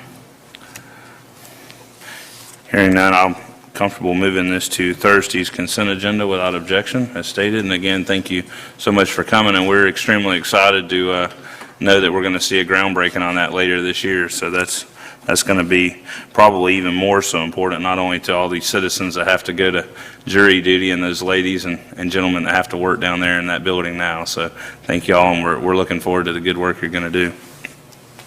All right, item number 3 is the fiscal year 2019-2020 Defense Grants Application Cycle. This is a discussion of submission of Defense Infrastructure Grant and Defense Reinvestment Grant. Applications are due March 20th. Do any fellow commissioners have any questions on that? And just for those of you in the public that may not be aware of what this is, these are the funds that we're using for the acquisition of those restrictive easements you heard Commissioner Salter allude to earlier. That has now been coined the Navy model, and that is so important. It has been relayed to me by folks out there at Whiting Field and the command staff to protect that mission, to reduce that encroachment around the base and those airfields. So I don't see any lights coming on, so we will move that to Thursday's consent agenda.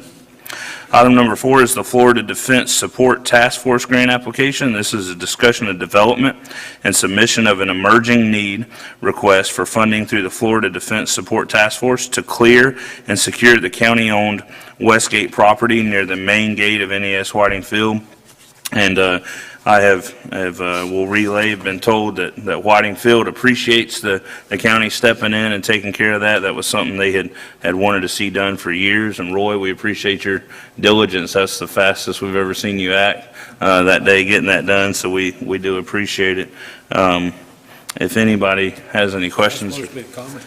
Huh? Was that supposed to be a compliment, or was that? Yeah, no, that was a compliment. He got it approved and purchased all in the same day. So Roy was on it last week, 2 weeks ago. So if anybody has any questions or concerns, I know Roy's prepared to probably address that. Any members of the audience have any questions on this grant application? If not, we will move that to Thursday's consent agenda. Thank you so much for helping get that lined up, Roy and Dan.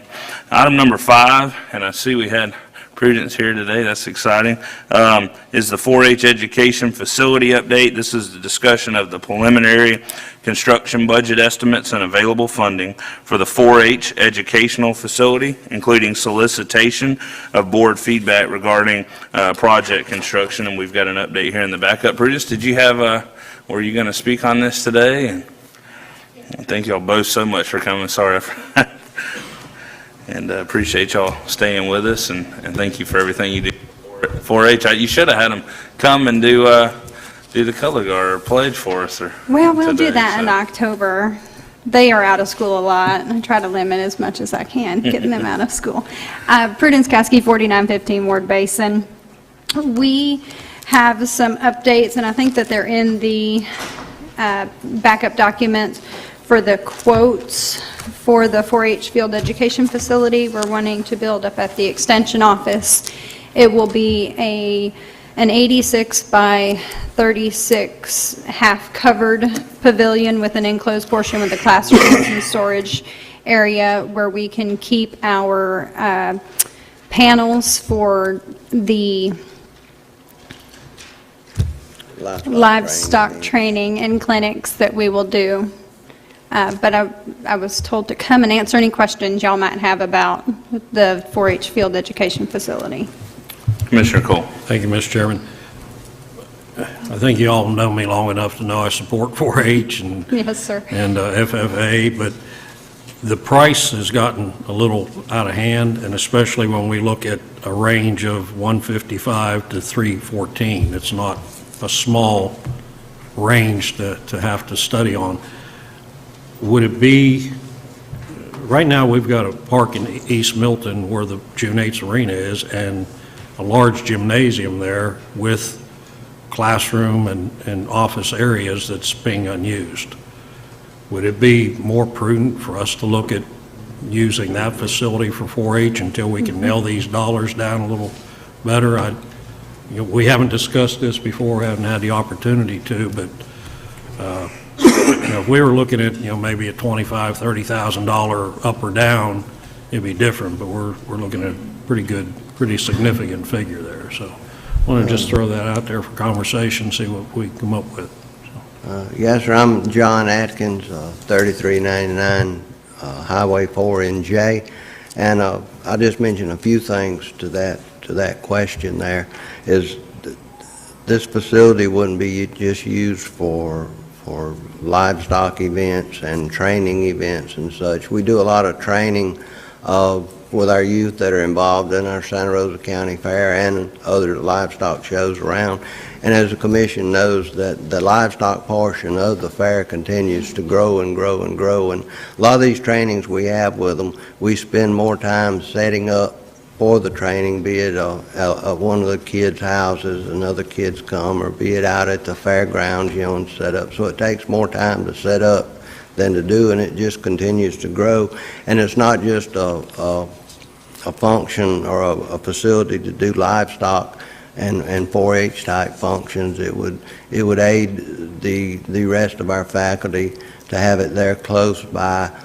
Say, for example, the Sea Grant agents, some of her programs, and just one that's going on right now is a program where she got a $12,000 or $1,200,000 grant from the Florida Beverage Association doing rain barrels, which we all know what those are, and rain barrels and putting those together. And she was putting those together, which is no problem, like in our meeting room, auditorium in our building. So it's multifunction for the different agents in the county. It's not just a sole purpose of 4-H and FFA type events.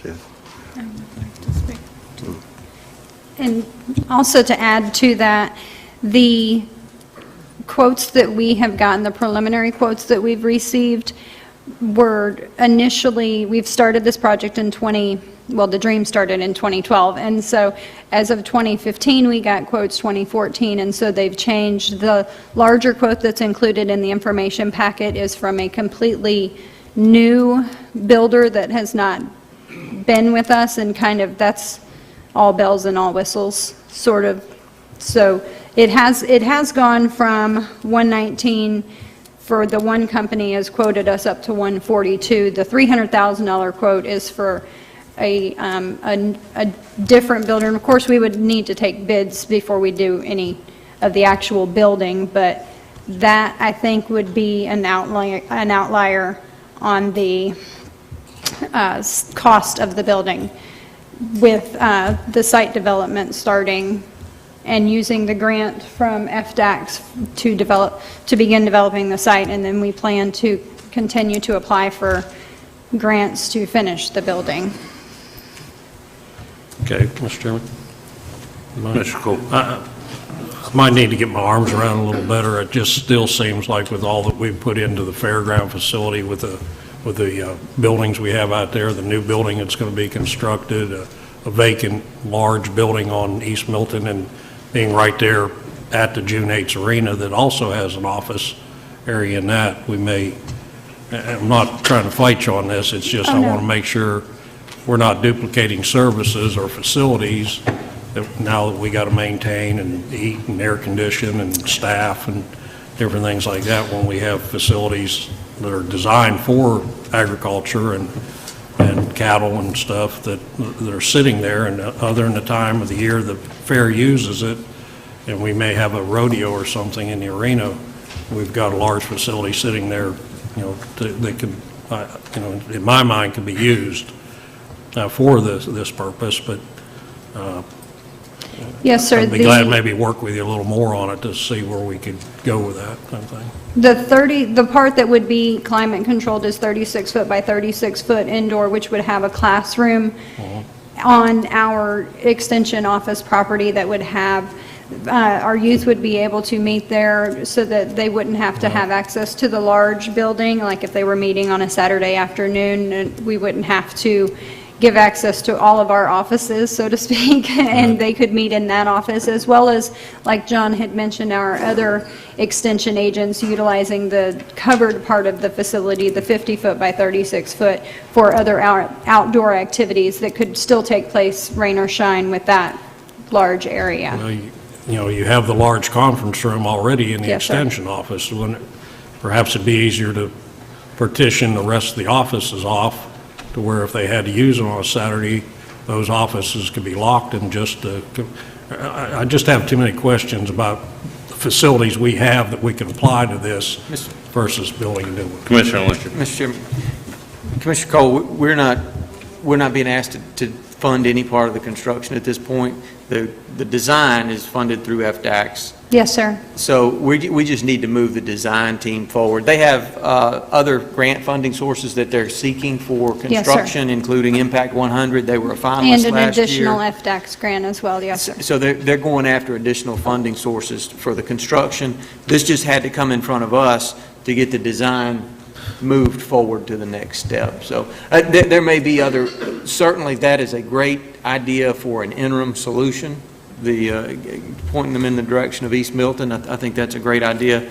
Look forward to seeing if y'all could work something out there. And it's a natural fit with the June 8th arena. So it just makes sense to look that way. But since this is just for design, and it's already been funded through the FDACS grant, they're going to go out for other grants for funding the actual construction. I would support moving it forward with whatever direction staff needs to get that design work completed. I think that maybe we caused a little confusion. I caused a little confusion. This is, as John pointed out, it's more than just a 4-H education facility. It's an extension education facility. It would be additional space for lots of the other agents to carry on their education functions, like the rain barrel workshop and other things that are right now held indoors. Would be better to have in this space. It's grant funded. We just wanted the board to get an update on this project because there is a potential shortfall. Prudence was a finalist in Impact 100 for this project last year, and she'll be putting together the application again this year for that grant funding source that could then finish funding the construction. So it's really an update and to go ahead with the design and potential phasing of the project as Prudence laid out to do the site work and the foundation perhaps pending other grant decisions. Thank you. So we're clear as mud up here today, and we'll move this to Thursday's consent. Sorry, Commissioner Pete. Just one question. I've been out there and I did the tour, but if you could include like a site plan of the whole area and where this is going to go, just from my engineering mind, it's that inquisitive piece of my head with development, just to see the layout of that area would help me with the site picture too. I have that. Okay. You just get it to Dan, I don't need to look at it now. We'll just get a copy, that'd be great. North of the extension office is where our plan is, and I'll get it to you. I'll get that. And so this was more of an information update. There's really no action required at this point. Thank you, Dan. Thank you. Thank you all for coming, Prudence and John, and we appreciate it. And we'll move this to, do you need action? All right, no action then needed on this. Thank you. Thank you. I was with you. I thought we were having to make some funding decisions today too. All right, item number 6 is the Navarre Pier Amendments and Update. This is the discussion of Navarre Pier Amendments and Update from the pier operator. Mr. Fountain, thank you for joining us. Thank you, Mr. Chairman. Thank you, Commissioners. Good morning. My name is Ken Fountain, 2045 Fountain Professional Court. I'm the manager for the Growing Santa Rosa Enterprises Company, and I'm here today to provide our annual business operations plan and a state of the pier report. I'm also asking and requesting your approval for some changes to our contract to allow us to change the structure and organization of our company, and also to allow us to make some changes to our operations that will be more efficient and more profitable for the county. And I have a presentation. I'm not sure how to do the clickers and all that good stuff, but kind of run late on this. I think you should have a PowerPoint presentation. Each of you have. Okay.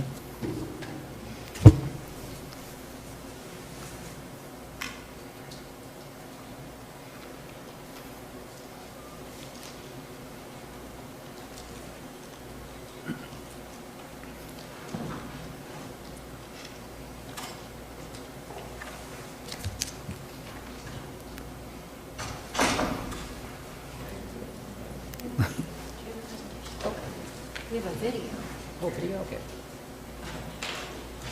I can just, if you have the PowerPoint in front of you, I can kind of run through it as an outline.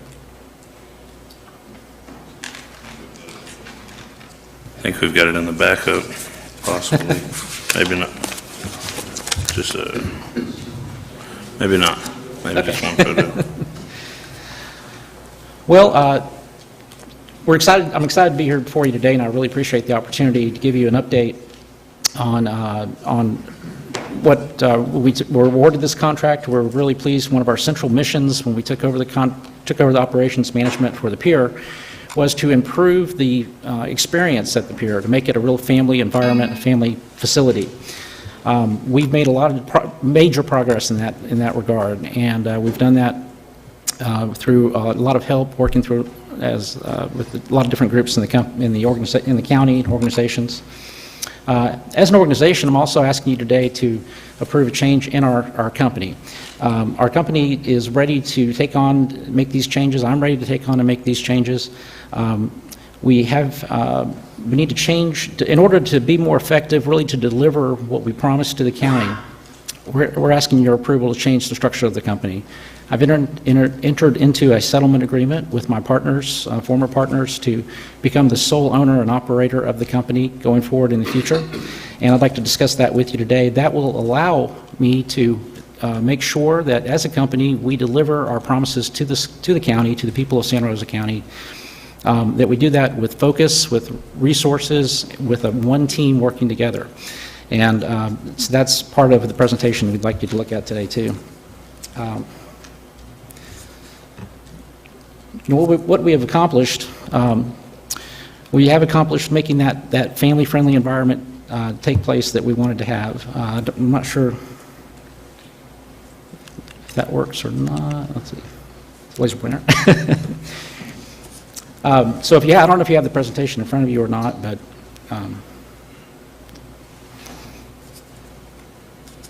but we have accomplished making that. Ken, if it would be more helpful, and I apologize, I should have thought of this sooner.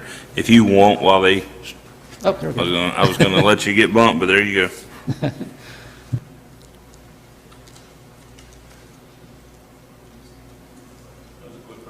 There we go. That's fast.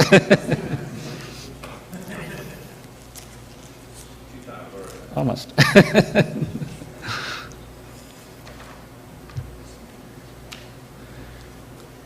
Well, I have a little video for you and everything too. So. Hang on just a second. Brandy, do we want to just ask him to wait and address some other issues while we work on that, or? I think something might be wrong with the clicker.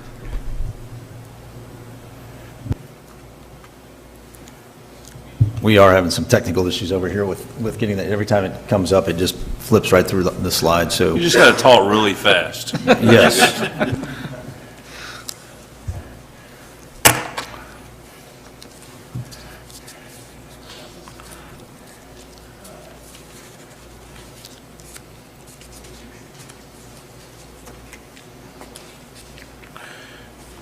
Ken, would you like to go back there and try to sort it out with them, and sure. Will you just move forward with it? Yes, sir. If you don't mind, I appreciate it.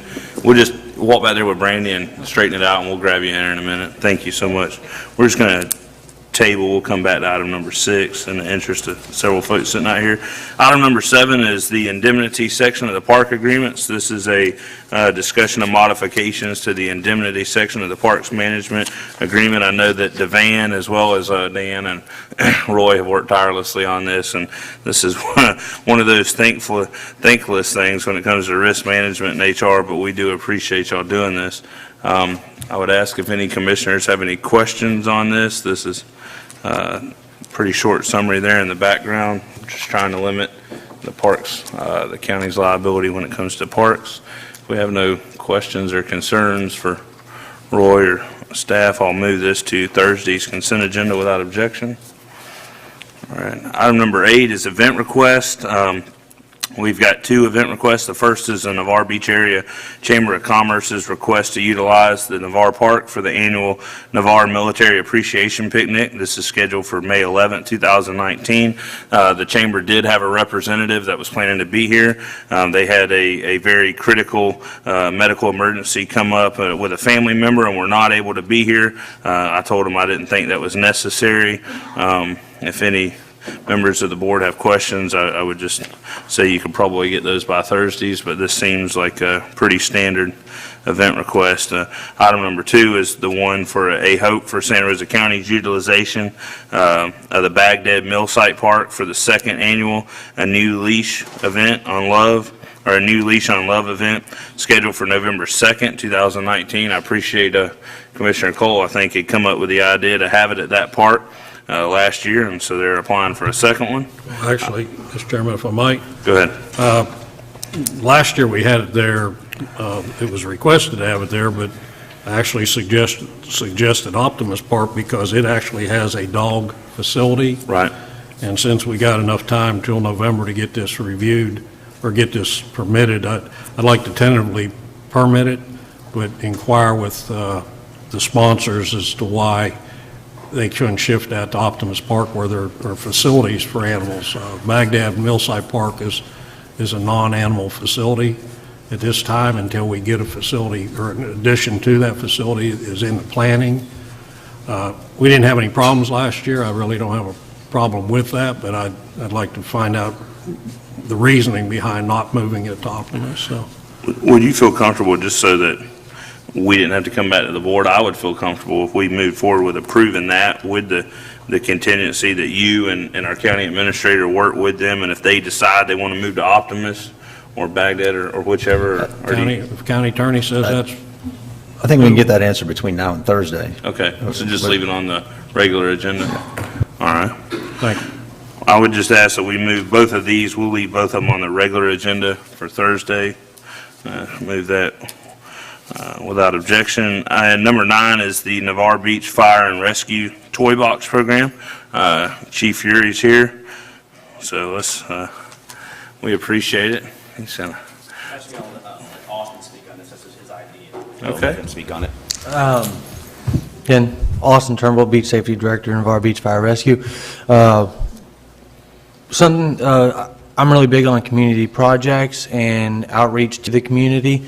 That is our job. And one part of that, what I wanted to do is a common thing I see on the beach throughout my 17 years on the beach is beach toys left on.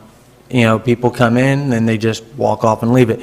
So we came up with an idea to build beach boxes. Initially, it started off as just donated lumber, and then I had the Boy Scout. I went up to the Boy Scouts and gave a beach safety talk, gave them the lumber, and they built it. They came back. They were going to paint them, and I was also going to go to local schools and have kids put their handprints on them. It's since developed into a lot bigger project because it is. It's something that this area needs, and with the TDC, we're discussing something that goes along with the theme of that as well. White plastic PVC, recycled PVC board. We're going to build the same style box. It'll be approximately 2 foot by 3 foot by about 18 inches tall, maybe a little bit 18, 20 inches tall, with the Navarre Beach logo on it as well. We'll place them on the opposite side of the emergency access at all the beach walks, all 6 beach walkovers. Right now there's 5, but we're going to have that 6th one done here pretty soon. We're going to have one at each one of those, and this is going to be what we're going to do is kids are going to be able to come in, pick up toys, put them back. We're going to have some donated. The lifeguards will also, whenever they patrol the beach at the end of the day and they do their last rounds, they'll pick up any toys that are left over and put them in the box. We'll make sure to clean them with disinfectant periodically throughout the week. That's really about it. I think it's just going to be a fun little thing for kids to come in and have different beach toys to play with, and invites a more friendly family environment. Austin, thank you. Yeah, it's a great idea. And now you got scouts and everybody else involved, and it sounds like you've already obviously been keenly aware of checking with Julie and aesthetically pleasing. And thank y'all for what you do. I don't anticipate even that no real fiscal impact even to the county. So I mean that's always a win-win. So Commissioner Peach, this is in your district. You just let these guys follow you in the right direction here. Mr. Chairman, it's awesome, and the Boy Scouts want to do this. We got multiple groups that want to help pick up and clean up our beaches, and this just goes to show that that community is pulling together and involving everyone, and I applaud Chief Fury and, like I said, Austin, and all the changes y'all are making out there in coordination with the TDC. Keep it going. We got some steam rolling. Let's keep it going. Mr. Chairman, if I could, I'd like to make a motion to approve this request to Thursday's consent agenda without objection. Hearing none, it's approved. Move it to the consent agenda. Thank you all. Thank you for what you're doing, Austin. Mr. Chairman, we got the technology sorted out here, so if Mr. Fountain's ready, I think we got the clicker and the PowerPoint ready to go. Thank you. All right, thank you, Mr. Commissioner. I do have the right clicker now. I think we'll see what happens here.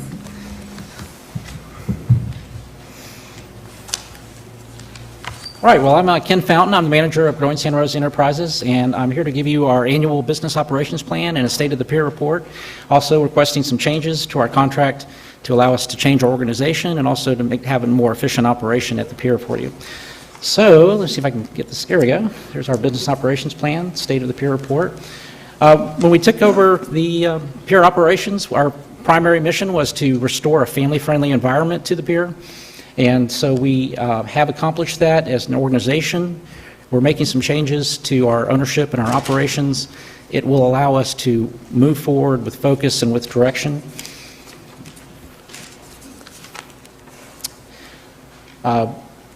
Let's see.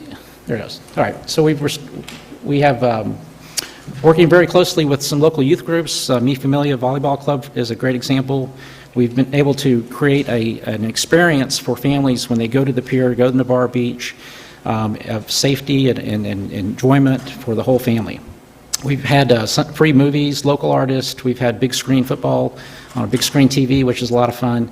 We've also supported a lot of these organizations with Halloween festival fundraisers and also with selling fire department T-shirts, for example, trying to give back to our community. In addition to things like the fishing rodeo and Take a Kids Fishing Day, which I know you're familiar with. What we also accomplished in our first year was we've really tackled a lot of safety issues that we didn't know about when we got out there. When we first took the contract, we put in new fire safety systems, a new propane delivery system. We've done major plumbing renovations and major electrical renovations. All of those were really safety issues that we faced and were really fundamental to us as far as what was more important was to get those things taken care of so we could make sure it was a safe and fun experience for families out there. Our contract did have deliverables, and I'm excited to stand here today and tell you that we really have completed or substantially completed really almost all of those deliverables in the first 12 months. So if you look down this checklist, this is taken straight out of our contract. We have renovated the restrooms, we've painted, restained, we have replaced the roof with a metal roof, we have replaced a lot of the light fixtures out there, replaced and improved security cameras, and provided the facilities for a raw bar, so we are excited about doing that in the future. Some things we've had to do a little differently. Some of those things are partially complete or still in progress. And for example, we've needed to adapt some of the light fixtures that were provided. We've had to identify some other vendors to provide light fixtures that are trail friendly. So we've had to adapt those. We also had a need to have a ADA compliant portable restroom on the pier. We did have one, but it was not really compliant with our submerged land lease, so we had that removed. But we do have another vendor. We have two different vendors that I've been in contact with. And the big problem we've run into there was with the hurricanes. Hurricanes and Michael, also hurricane in South Carolina, North Carolina area, really consumed all of the available inventory in the southeast through FEMA and the different efforts. And the type of unit that we're looking for the pier is a unique type of unit. It's a small ADA compliant unit. Those went fast, but also all the manufacturing capacity was designed to produce larger units because FEMA demands more, not less. So we're kind of having to get ourselves into the work product flow of these manufacturers. Also, we made some other changes to some of our deliverables. Our original proposal was to have some just canvas sail type cloths over the decking, over the dining deck area. And I'll talk more about what led to a different decision with that, but we're going with a pergola structure. We will have some sail cover areas in the front patio area, but we're trying to build a pergola with a metal roof so we can have a better environment for people visiting the pier.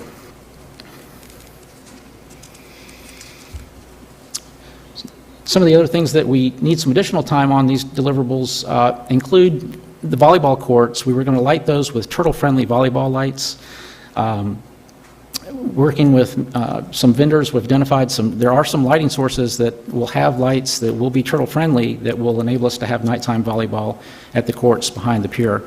We'll be through a different vendor, and we are working with the Mi Familia Volleyball Club to really help provide us with the consulting expertise to be able to attract professional tournaments in the future. I just mentioned that we have the pier restroom. That's still a deliverable that we're still working on.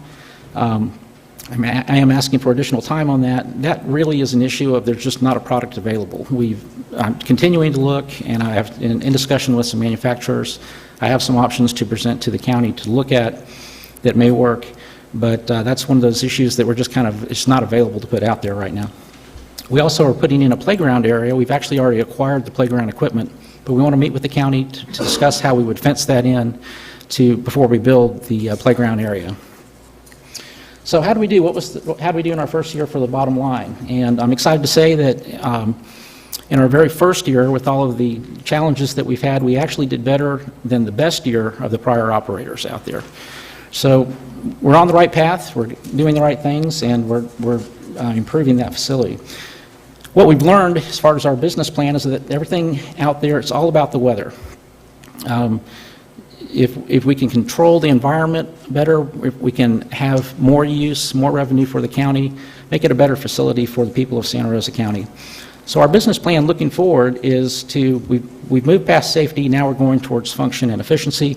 We're trying to improve make improvements and invest in infrastructure that lets you use the pier all year round in all kinds of weather and attracting the entire family. So we're looking for, our business plan is built around making the pier a place for the whole family all day and every day.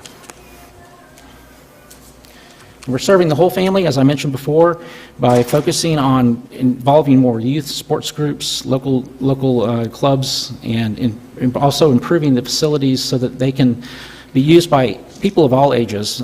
Sometimes we have people that bring out young children and kids, and they don't really have a lot to do out there, so we're going to put in the playground equipment. Also want to continue our engagement with local public groups that are rescuing turtles, saving turtles, the Marine Science Center. We've actually rescued more turtles, I think, at the pier this past year than any other pier on the Gulf of Mexico. So we actually are in line for consideration for some recognition for that for the county, and that's really exciting. But that's one of the things we really want to get a lot of the students involved with that process as well, so it becomes part of a community development. We have local art shows, local musicians. So that's how we get the whole family involved. How do we get the whole family involved? We want to keep them out there all day. And we're doing that with the fenced playgrounds. We're doing that. We want to expand what's available downstairs. We want to have the families and kids come there, eat, enjoy the pier, then also go downstairs, play volleyball, stay at the beach, and expand what's available for people at the beach. We're going to continue the free movie nights. We want to continue with local musicians, local artists, and continue with pier demonstrations and workshops and that kind of thing. We want people to identify that that the Navarre Beach Pier is part of your day at Navarre Beach. And then, as I mentioned before, as we go from the whole family, we want them all day, but we want it to be every day. And right now, the weather is such a controlling factor. It makes a huge difference for the revenue for the county, makes a huge difference for our revenue. And it's just the experience of being at the pier. If it's too hot or it's too rainy, people can't stay there and enjoy it. So what we're going to try to do is make sure that we're investing in things that let us try to make it usable every day by the people of Santa Rosa County. So we have the pergola going in. We're going to cover that. That will allow us to look at some heating and cooling options, be able to close in the walls with the plastics and panels. So we want to be able to have all weather, all year round use out there, be able to host some business groups and different opportunities for things like that. It's really important because we've been contacted during the year by television shows and things like that. They've come out to the site, they've been excited about how beautiful it is, but they get out there and it's just too windy, too hot, or too rainy. They can't count on being able to shoot video that day. So we've lost some opportunities, I think, that now that we have the pergola going in and the roof, people will be able to go out there and actually enjoy it. We can provide a better environment for the people out there. So our market analysis, again, this is part of our business plan, so I'm kind of jumping through this with you. Our pier gross revenue, we are conservatively predicting a 10% growth rate this year, followed by an 8%, 7%, and 6% growth rate. These are, we think, very conservative numbers. That's actually I think, sort of a baseline. We really are shooting for our operational growth. We're hoping for a 30% increase this year. And we're investing in the infrastructure, investing in the changes to make that happen. And so what that means is for the county, if we can, some of the changes that I'm asking you to make in our contract and changes in our organization will enable us to achieve a growth of around 30% as opposed to 10%. And that's a huge difference for the county's revenues. And so how do we make these changes? Well, we're going to need to change the ownership. Basically, I'm proposing, requesting your approval, which is required under the contract, for my partners to transfer all of their ownership interests to me to run and operate the pier in the future through a company. They will transfer all their ownership in Growing Santa Rosa Enterprises LLC to me, and then I would like your permission to create a new LLC and then transfer sign or assume or merge the contract so that I can continue that with a separate company for financial reasons. We can keep that, litigation reasons, we can keep that separate from the prior organization. Again, we do have a settlement agreement in place where our partners are in agreement with this proposal we're requesting today. The other thing that we're asking for some changes is we need additional time, and we need additional time to put the turtle-friendly lights in, additional time to obtain the pier restroom. Probably the biggest question mark I have is trying to identify a source for that pier restroom. And I do have some solutions that I want to review with the county, but the specific type of unit that was identified by the engineering department is just not available right now. So we've been trying to chase down other options that we can present for the county on that. We're asking for an additional 6 months to deliver those items. The other changes I'm requesting are changes to generally improve the efficiency and operations of the contract. So these are modifications to the existing language in our contract. Our current contract requires an audited CPA report. That is an extremely expensive, extended process. It's probably overkill for the size operation that we have. Instead, what we would propose is a third-party CPA perform a compliance audit where they basically will certify to the county that we are in compliance with all the payment provisions to the county. And we have provided that for you today.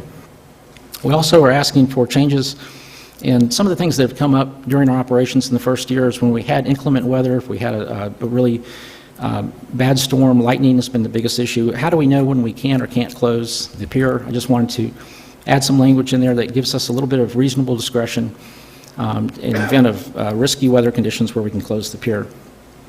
In addition, we're also asking for a change in operating hours under the contract. We'd like to operate the restaurant at the pier more like other restaurants on the beach. So we are asking for a change in that language.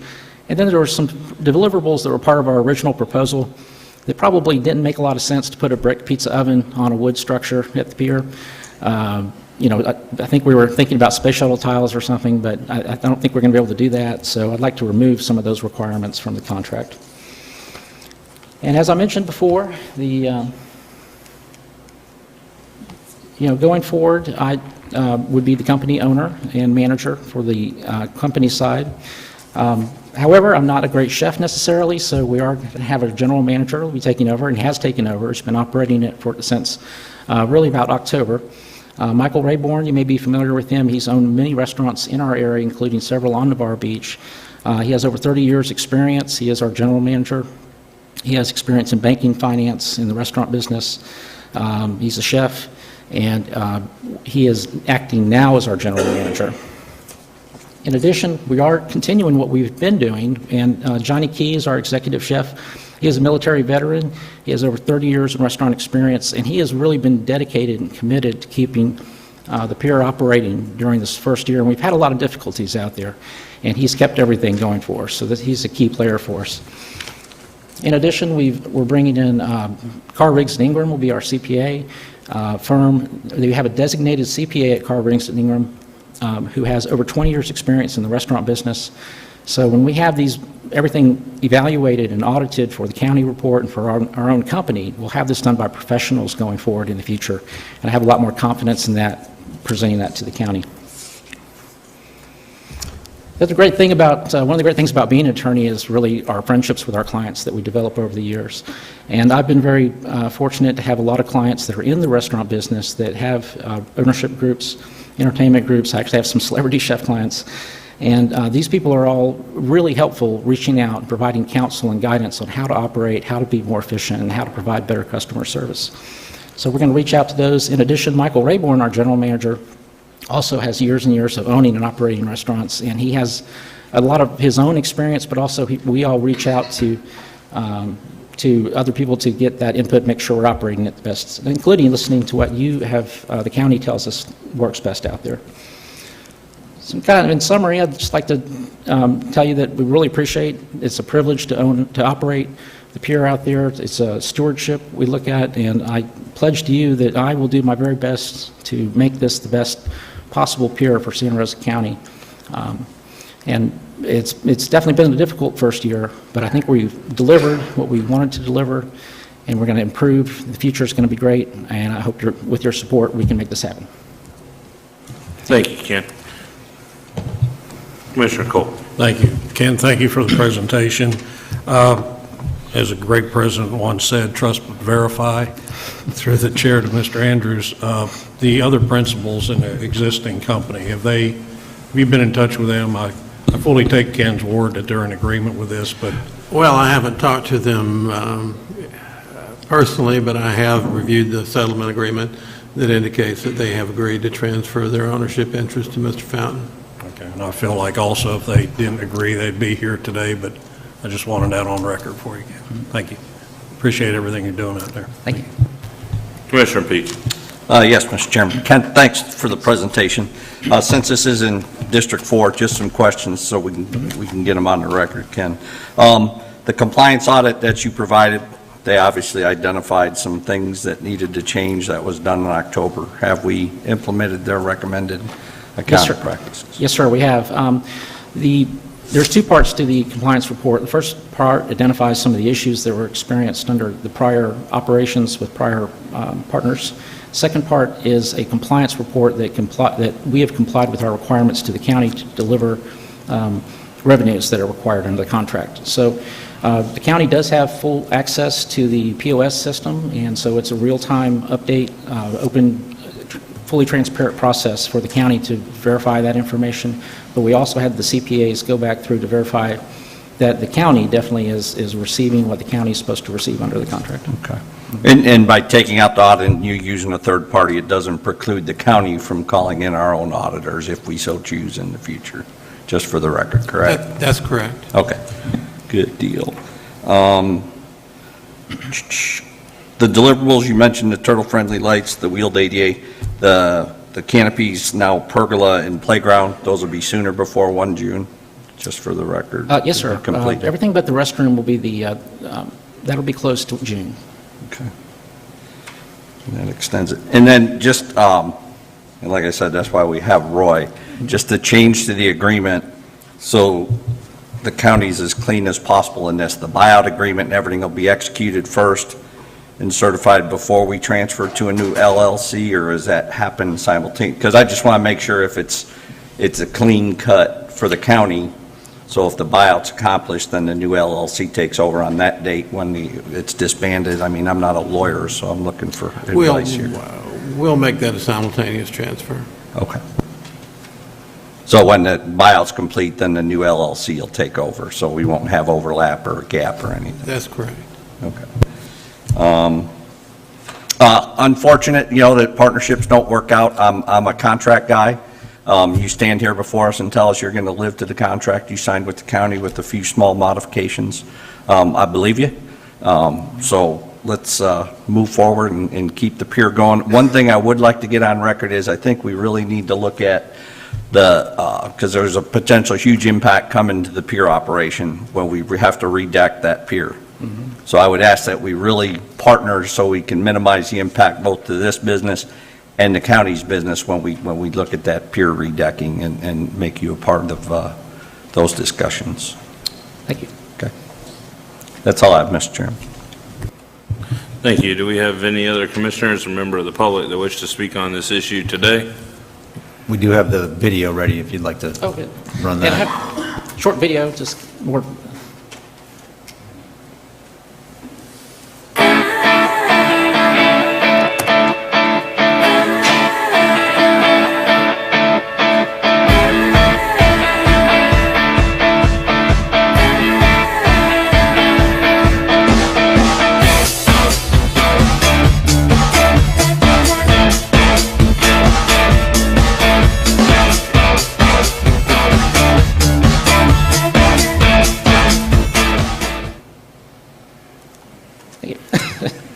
Sort of Julie's color scheme out there, but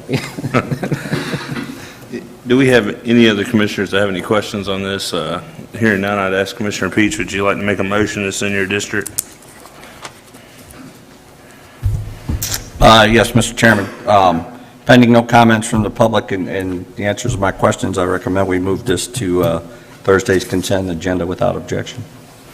Hearing none, it's moved. This actually brings us to the conclusion of the administrative committee.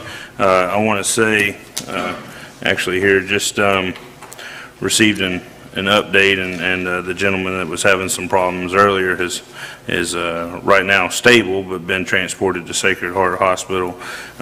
Before we begin the engineer's report, I understand we have some gentlemen that have been here and extremely patient over this and several important issues, but if you want my full attention, we're going to need to take a 5-minute break. So I'll just call for a 5-minute break, and then we'll reconvene promptly. Thank you. thank you.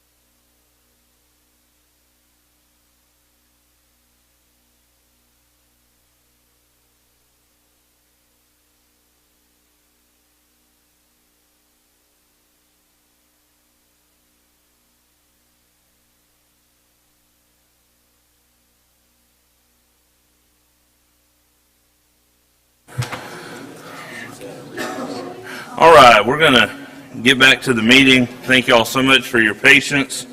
You now have my full attention. We are going to move on to Roger with the engineer's report. Thank you, Mr. Chairman. Good morning. Our first item is a discussion of the purchase of a 130 cubic yard roll-off waste container and 3 40 cubic yard roll-off waste containers from IES Sales and Service in the amount of $20,390 based on precarious shopping to be utilized at Central Landfill. If no commissioners have any questions or concerns, or no one from the public, I would move that to Thursday's consent agenda without objection. Item number 2 is a discussion of the purchase of 1 roll-off truck with hoist for the Environmental Department in the amount of $156,251.13 from Ward International Truck Sales as the lowest bidder meeting specification. We received bids from a number of trucks, as you can see in the backup, and Ward International's lowest meeting spec. If nobody has any questions or comments from commissioners or the public, I would move this to Thursday's consent agenda. Item number 3 is a discussion of the purchase of 1 tandem 6-wheel dump truck for the Environmental Department in the amount of $176,531 from Empire Truck Sales, LLC, as the lowest bidder meeting specifications. If there are no questions or concerns from anyone in the public or my fellow commissioners, we will move this to Thursday's consent agenda.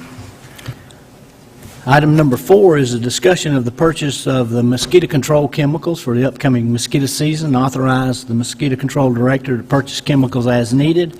Our recommendation is we recommend approval to purchase 4 totes of Control 4,4 adulticide at $42.90 per tote and 15 cases of Alticid XR briquettes for $752.40 a case, based on comparison shopping for that total amount of $28,446. And then as future, we recommend the ability of the mosquito control director to solicit comparative quotes throughout the mosquito season for a total expenditure of $147,504 in the upcoming season. This is consistent with what we've done in past years.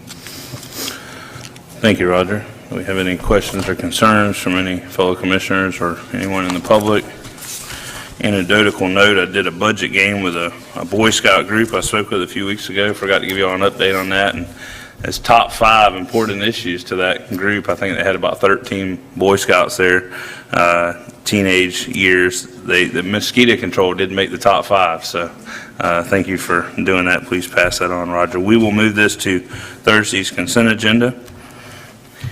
And item number 5 is a discussion of the preliminary plat for Forest Bay Estates. This is the 294-lot public subdivision in District 5. Subdivision will have a low-pressure sewer. The subdivision has gone through the following phases. The preliminary plat, as you know, was tabled on July 22nd, 2019. Sidewalks are not required nor proposed. Mr. Keith Johnson with Wetland Science is here today and would like to speak to the board at your convenience. Thank you, Roger. I've got a speaker's form from Tom Hammond and Keith Johnson, so if either one of y'all want to come up or flip a coin over who's coming first, thank you for coming.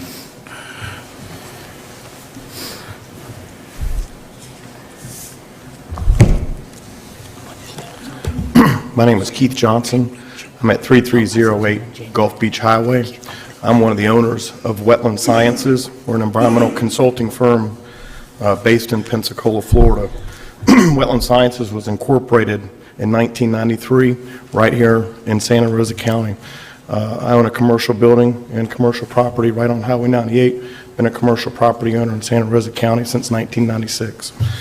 I come to you today because there was an hour-long discussion at the BOCC's meeting on January the 22nd involving the preliminary plat for Forest Bay Estates, and a large topic was the wetland issue. There was an advocacy group that indicated that there was a 100-acre discrepancy between the wetlands that was shown on the preliminary plat and wetlands information that was publicly available. As was mentioned in the public forum, the advocacy group was relying upon publicly available information, which is called the National Wetlands Inventory Map. It's a reconnaissance level data that's provided by the federal government, more or less used as a broad planning tool. As was mentioned in the public forum, there are a variety of disclaimers with the use of that information, telling you that there can be large errors with that information. So its interpretation and use is very limited. Our involvement began in this project back in January 2018 when my client, Cliff Moe, had entered into a contract with the property owners to purchase the property. I was hired by Mr. Moe to evaluate and delineate the wetlands that are on that site so he could make an informed decision regarding the purchase of the property. I wasn't out to look at the development potential of the lot. I wasn't out to look at or maximizing the extent of the uplands on the lot. I was merely there to state the facts, which what exists on the ground. We completed a field delineation, boots on the ground. We flagged and identified the wetland boundary line in 2018. That line was later surveyed by a licensed surveyor and represented on the preliminary plat.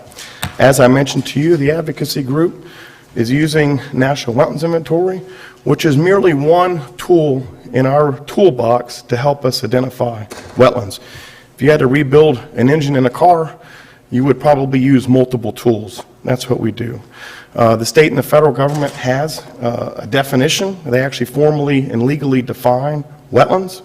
And then both of those agencies have issued technical documents which identify the means and methodologies by which we identify and delineate wetlands. This is the federal wetland delineation manual. This is the state wetland delineation manual. These are the technical documents that we use to field identify wetland complexes. Of course, I was quickly notified of the findings of the meeting via cell phone. I wasn't here, unfortunately, and I should have been here to answer any questions the board may have had.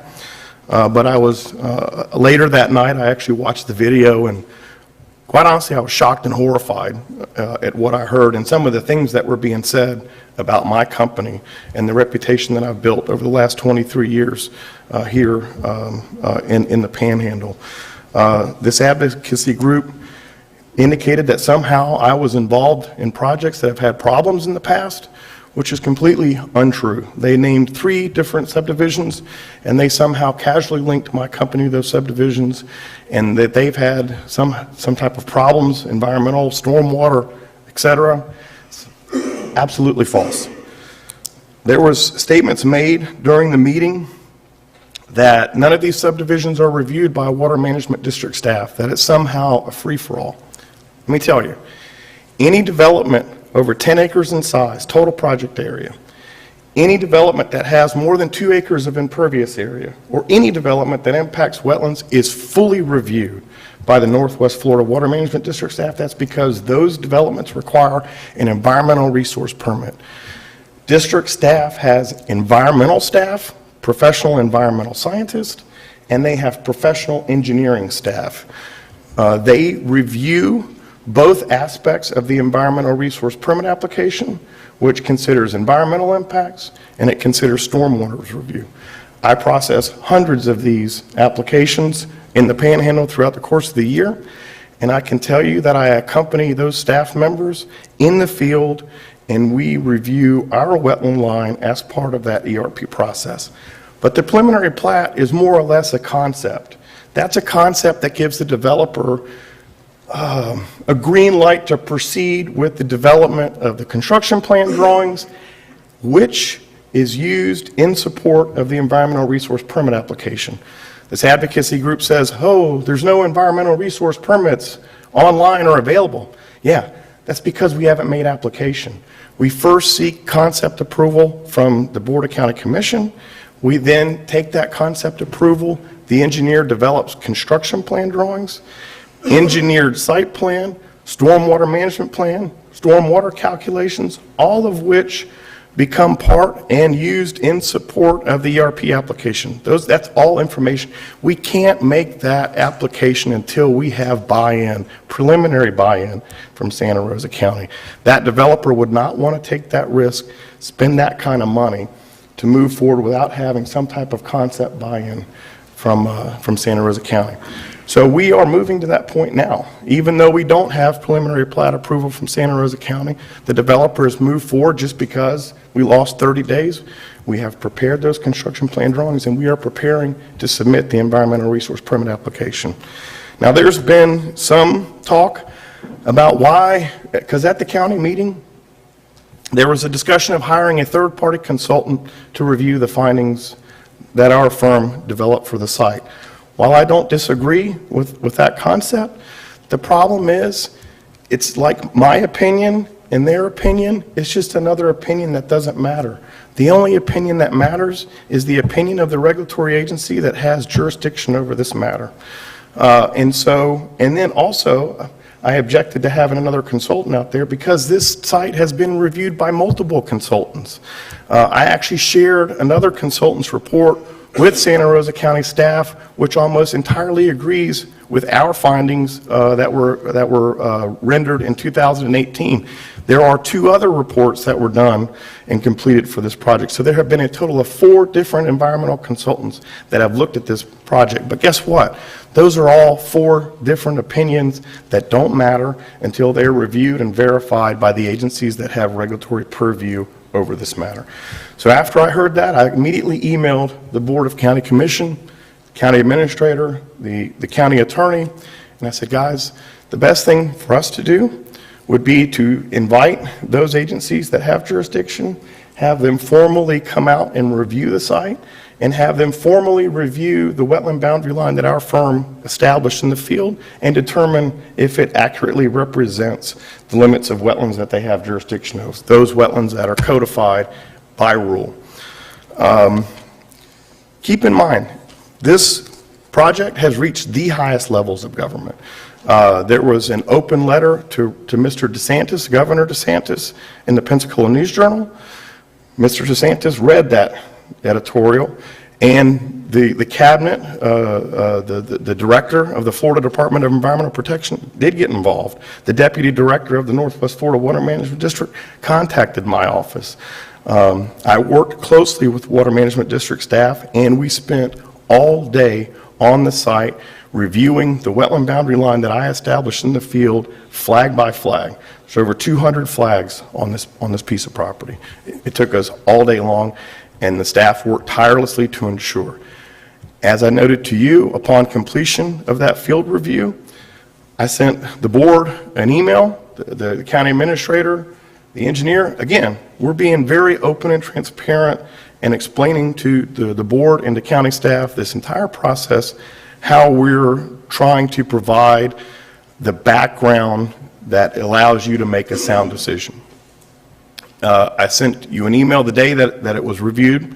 There were some slight changes to the wetland boundary line. Again, delineation of wetlands are not an exact science. If you look at this volume of information, there can be differences in the matter of opinion.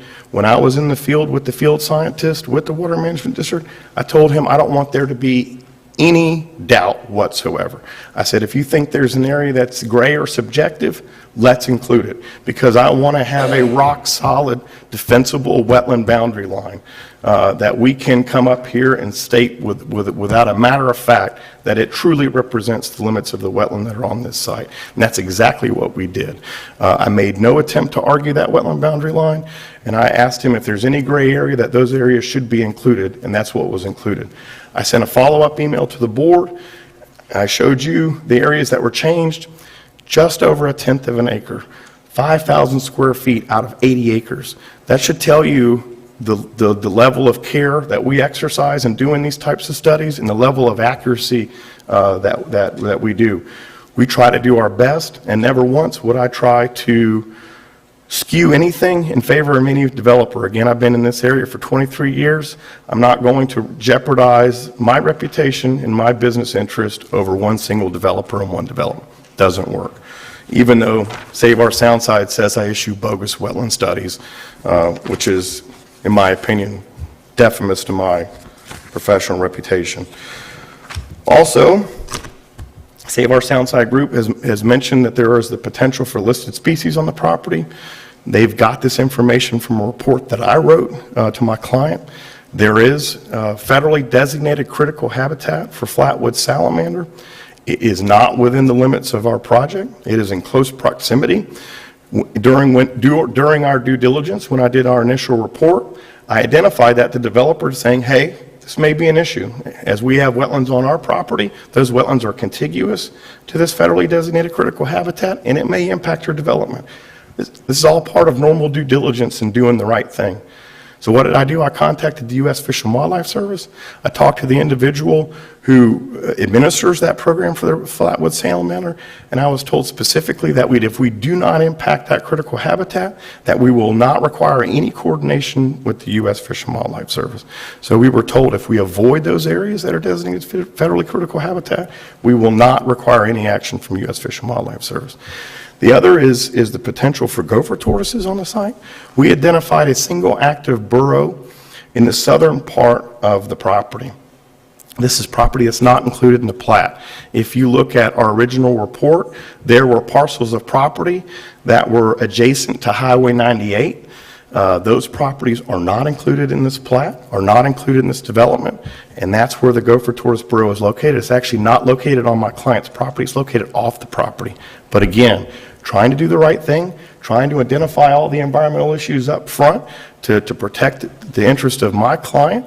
I made him aware of that fact and suggested that we should probably look at that southern half in close detail when he gets ready to develop that parcel of property.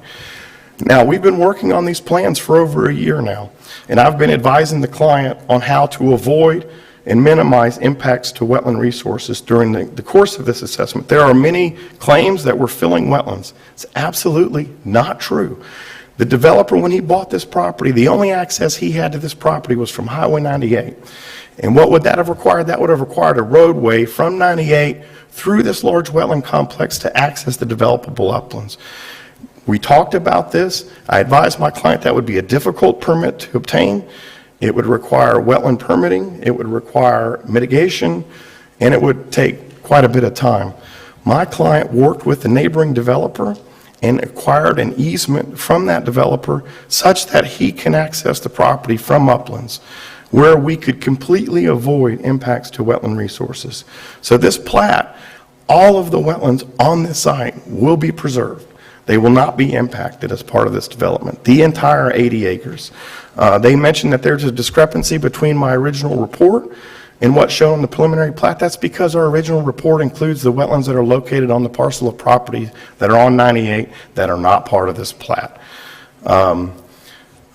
Again, also, we're providing the wetlands with a buffer, with an upland buffer. The entire wetland complex will be afforded a wetland buffer. I'd be happy to answer any questions. My telephone number is published on the internet. I have fielded a telephone call from one of the Save Our Soundside members, spent 45 minutes on the phone with this individual and provided any and all information that they would like, because as I stated before, we have nothing to hide. And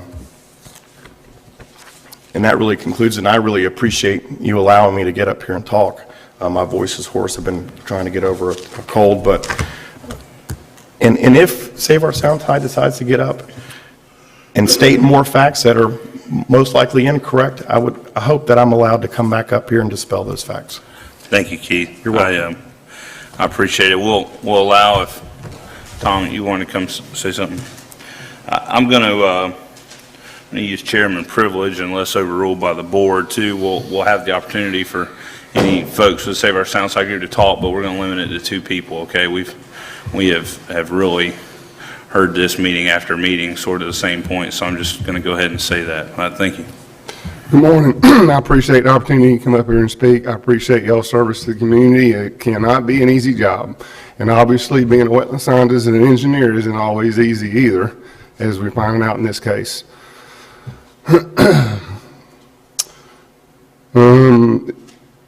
We are working on the plans. I signed and sealed that preliminary plat, turned in. It's been revised to show extra 5,000 square feet of wetlands.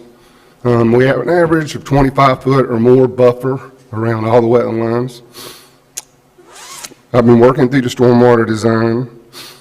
The stormwater design is going to be wet detention ponds, which ends up being more wetlands. So we're probably adding 15 to 17 acres more wetlands to the project because there's going to be wet detention with littoral zone plantings and wetland plantings and that type of thing. I'm the one that laid it out. We are not impacting any wetlands. I'm the one that drew up the roadways.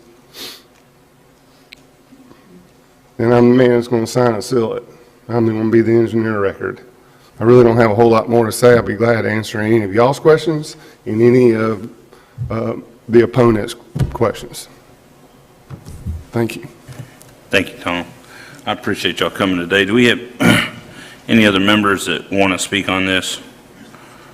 No.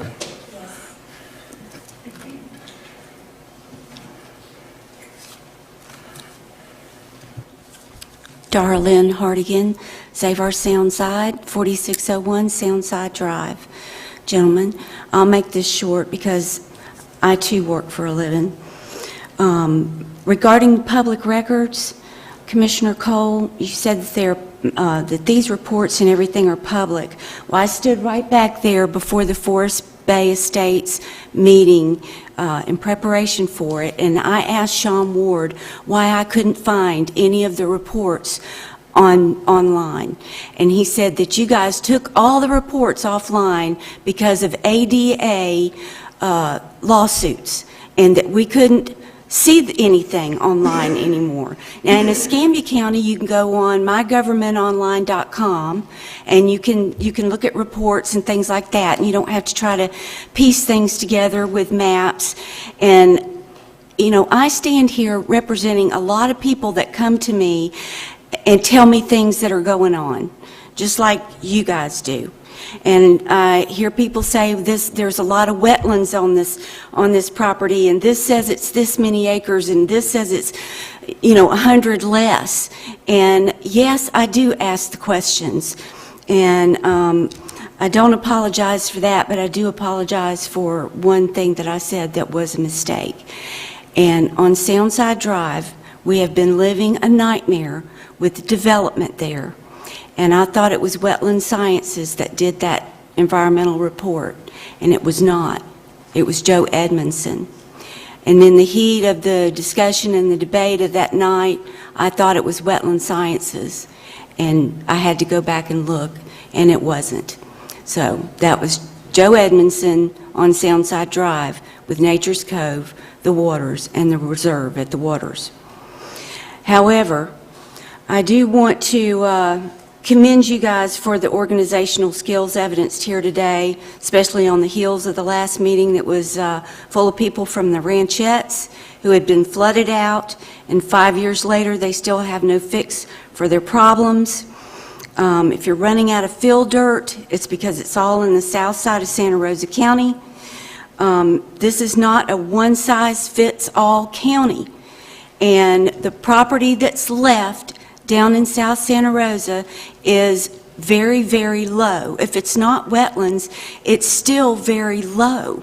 And a lot of it does not need to be developed, given that the infrastructure is failing and there's no fix in sight for the failed infrastructure. You know this from your mitigation strategy list and from your flood mitigation plan committee members who have said the same thing. So that's really all the additional comments that I have to say on that. I know that you're going to approve the preliminary plat. I still do not believe that the law prohibits you from approving or disapproving a preliminary plat. I don't think that's a proper reading of the law. If it was, all the other counties would be prohibited. But Escambia County, Walton County, Leon County, they don't just go ahead and approve every preliminary plat, saying that the law says that they, can't do it. So I do disagree with that. You have other laws that allow you to safeguard the public You have police powers, you have the the Florida Constitution that allows you to do it when you see harm. And we all know that if everything was being done right, there wouldn't be people getting flooded out when they live next door to the new developments. I don't know if it's a design problem, if it's an engineering problem, but when the new developments come in, the existing homeowners that are already there are getting flooded out. So if everything's being done right, why is that still happening? Thank you. Thank you. We'll allow one more person to speak. Thank you.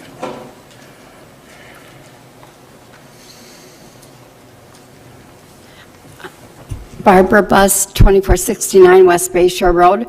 I do want to say that I read Mr. Keith Johnson's report, and I was quite impressed with it. It was very thorough, and I was not able to see that ahead of time, but I did talk with him on the phone.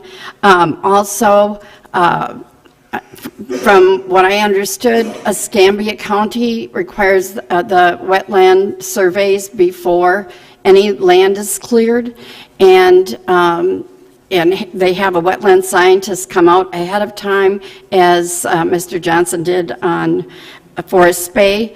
I think that it would be wise for our county to do that ahead of time too, and avoid a lot of confusion after the fact. Thank you. Mr. Chairman? Dan? We do require the surveys and the approvals prior to any land clearing. Right. Thank you, Dan.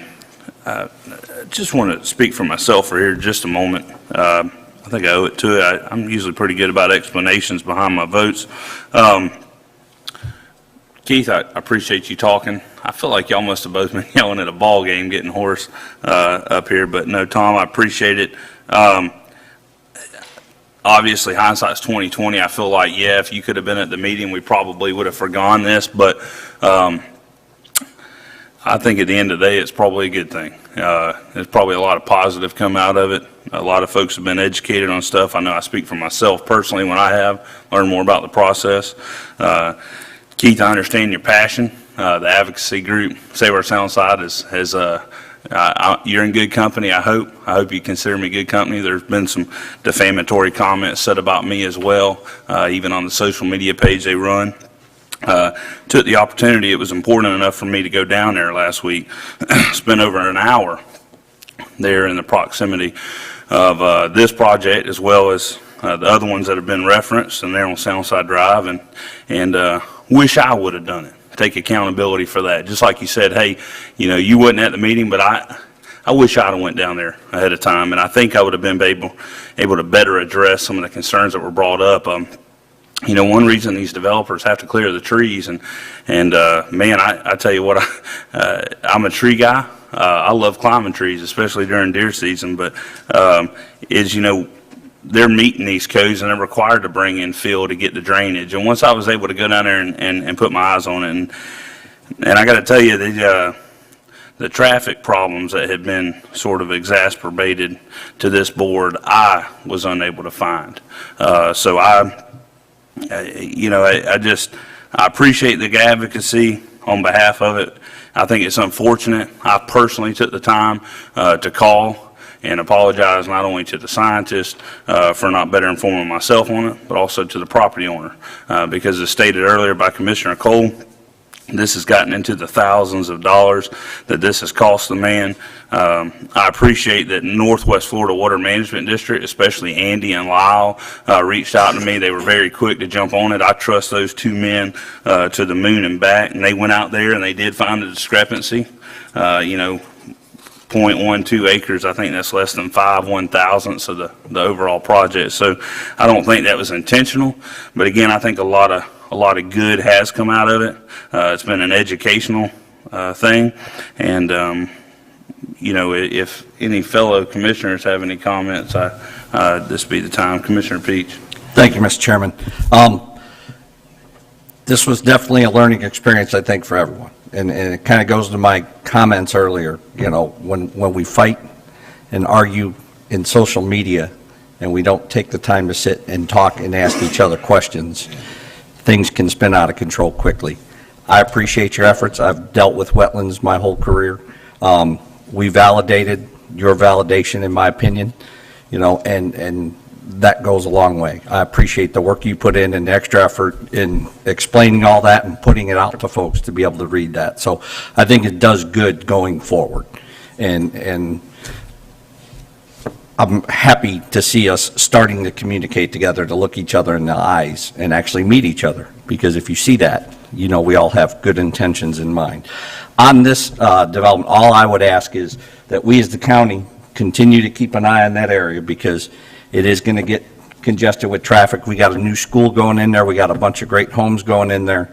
One of the subdivisions has sidewalks, streetlights, and things like that. But I think we owe the residents a good hard look and to keep an eye on that area as far as traffic goes, because like I said, we're putting a K-8 school in there with school buses. We got several different subdivisions going in.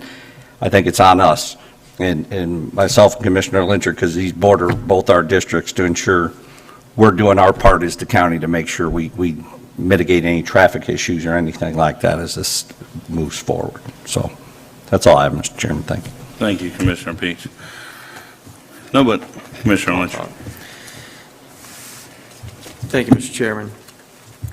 And we appreciate your concern for your community. We share those concerns. And we appreciate the diligence and work, Mr. Johnson, that you put into this report, educating the community as well as the board on the process, from start to finish. It has been a good exercise for the board, probably less so from your side of the dais. But I appreciate the work that you put in this. And as we move forward, we are in the midst of revising our land development code. I think there are things that we can do to make development more attractive, not taking away from the residents that are already here. By the same token, not putting too high of a burden on new residents that want to move to the area. So we'll be doing that over the next 6 months or more. But in terms of Forest Bay Estates, they have met all of the requirements and then some under our land development code. So I would move approval, unless there are any other speakers who wish to speak. I would move approval of the preliminary plat without objection. Well, I would move it to Thursday's consent agenda. Thank you. So moved. We have one person who wants to speak.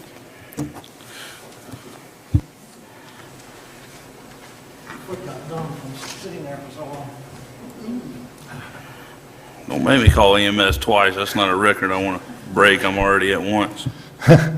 Al Picardi, 5740 East Bay Boulevard, Gulf Breeze.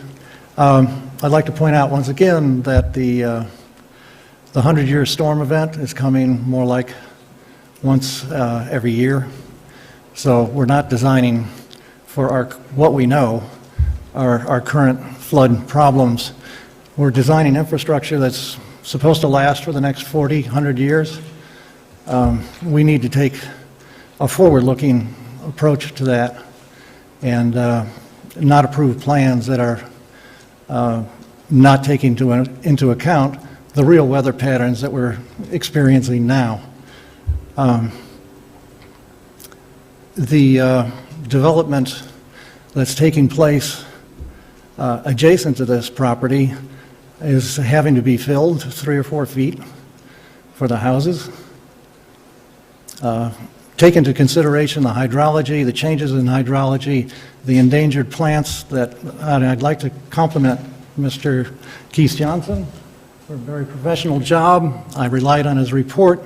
I've read environmental reports my entire 40-year career.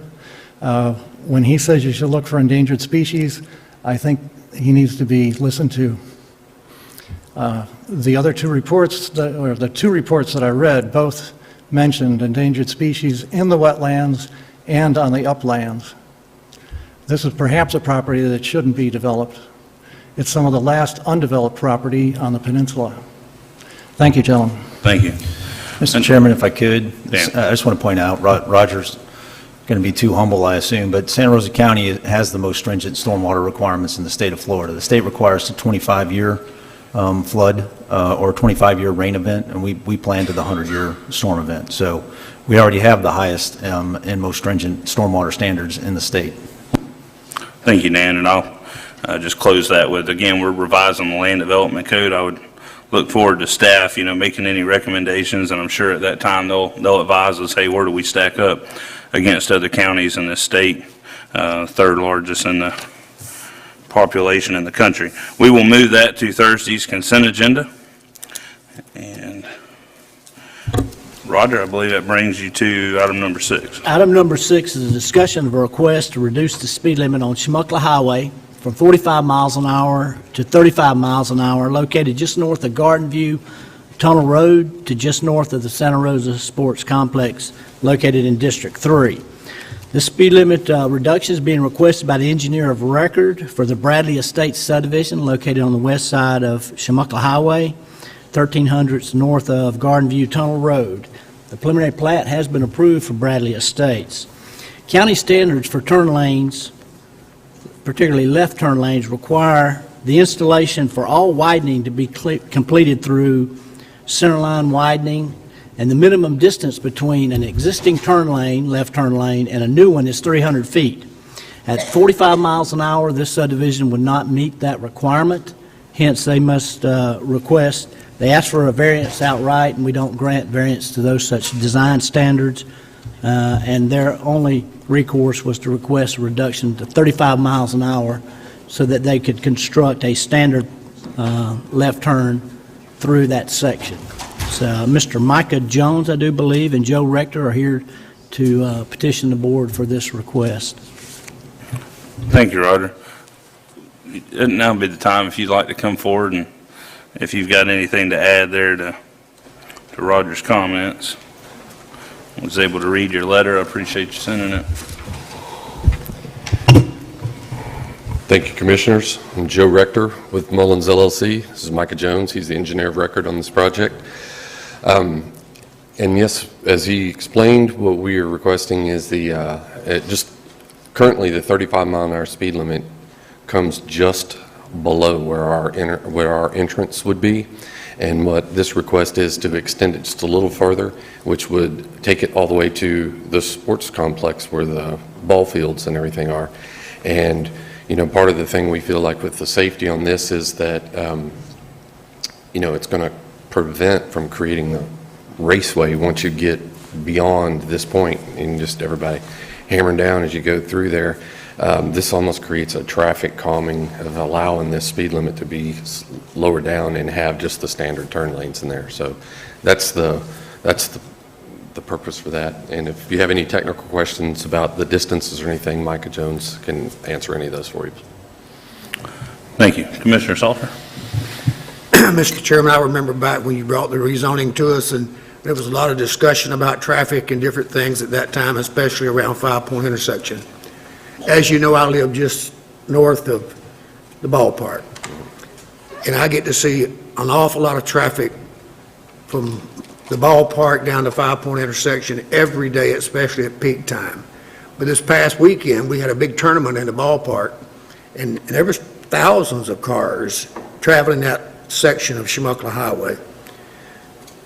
Acknowledging this concern for safety issues and the amount of traffic on any given day in that little section of Chumuckla Highway, I will not support deviating from the county standards on the turn lane. So thank you. Thank you, Commissioner Salter. Commissioner Cole. Thank you. And Joe, I respect what you guys do. We've talked before, but I have to support Commissioner Salter on this because even though lowering the speed limit technically would make things safer, we all know we get complaints all the time about people that totally ignore the speed limit. So I feel like what the county has in place and going into the future, knowing the growth we're going to see, that's going to be beneficial for us. And I'll rely on Commissioner Salter, living right there, to come to this board and say, hey, it's time to lower the speed limit, but I can't do it in this purview. Thank you. Thank you, Commissioner Cole. And however, I don't live there. It's ball season. and my little boys are having to go out there 3 times a week for practice. And I appreciate the kind words and Solitude, but I obviously was one of 2 commissioners that voted against the rezoning for the increased density.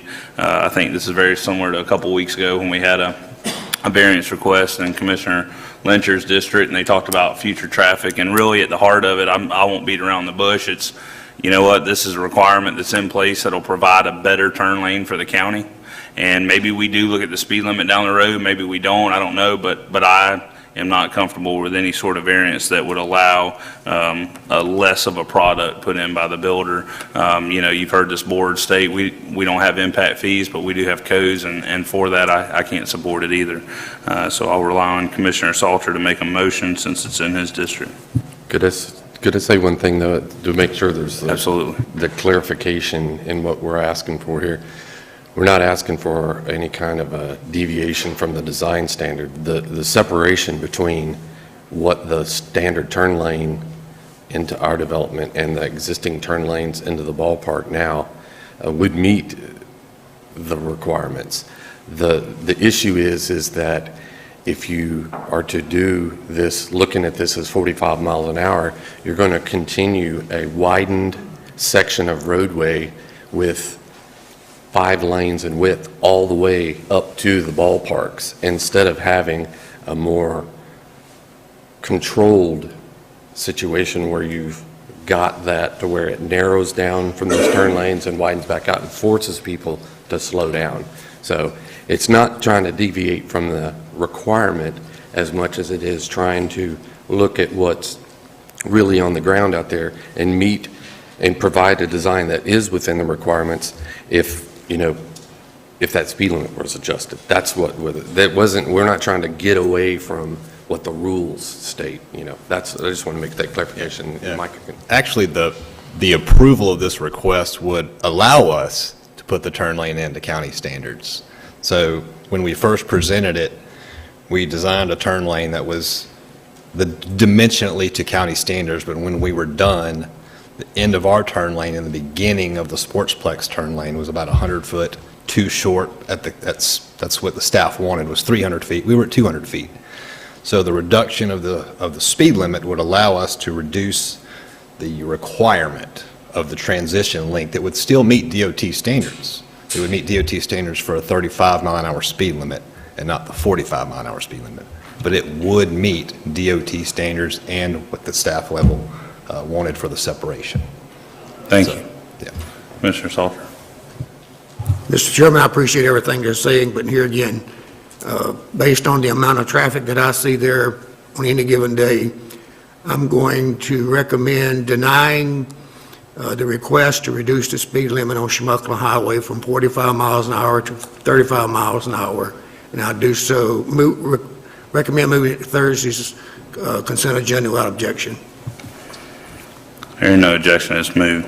Thank you, gentlemen. All right, Roger, item number 7. Item number 7 is a discussion of change order number 1 to Integral Coast Contractors in the amount of $13,985 for the Miracle League Park at Tiger Point. Miracle League is seeking, as you know, a safe and organized baseball league for mentally and physically challenged members of our community. Proposed change order will provide additional fencings and concrete sidewalks, and also the Miracle League had purchased prefabricated dugout covers, bleachers, shade covers, and bleachers, and the change order allow for the assembly and installation of those structures as well by the contractor. And we recommend approval. Thank you, Roger. Commissioner Lyncher, would you like to make the motion on this? Thank you, Mr. Chairman. I'll move approval to Thursday's consent agenda without objection. Hearing none, so moved. Thank you. Thank you, Roger, for a good report there. We're now on to Commissioner Cole for Public Services Committee. Thank you, Mr. Chairman. We have one item today. It's flood variance request. It's discussion of approval of flood variance request from Mr. Randall D. Polk regarding a guest cottage currently under construction on the property at 5660 Munson Highway, parcel number 35-2N-28-50-00111-4 more zeros. If granted, this variance will only vary from our local freeboard or higher regulatory requirements of 3 feet and not the minimum base flood elevation requirement determined by the National Flood Insurance Program. Rhonda's here if we need any questions from the board. I've reviewed this and believe it's in District 2, and or perhaps it's in Commissioner Salter's district, but I personally wouldn't have a problem with this. Yeah, Would this not is have a problem with it.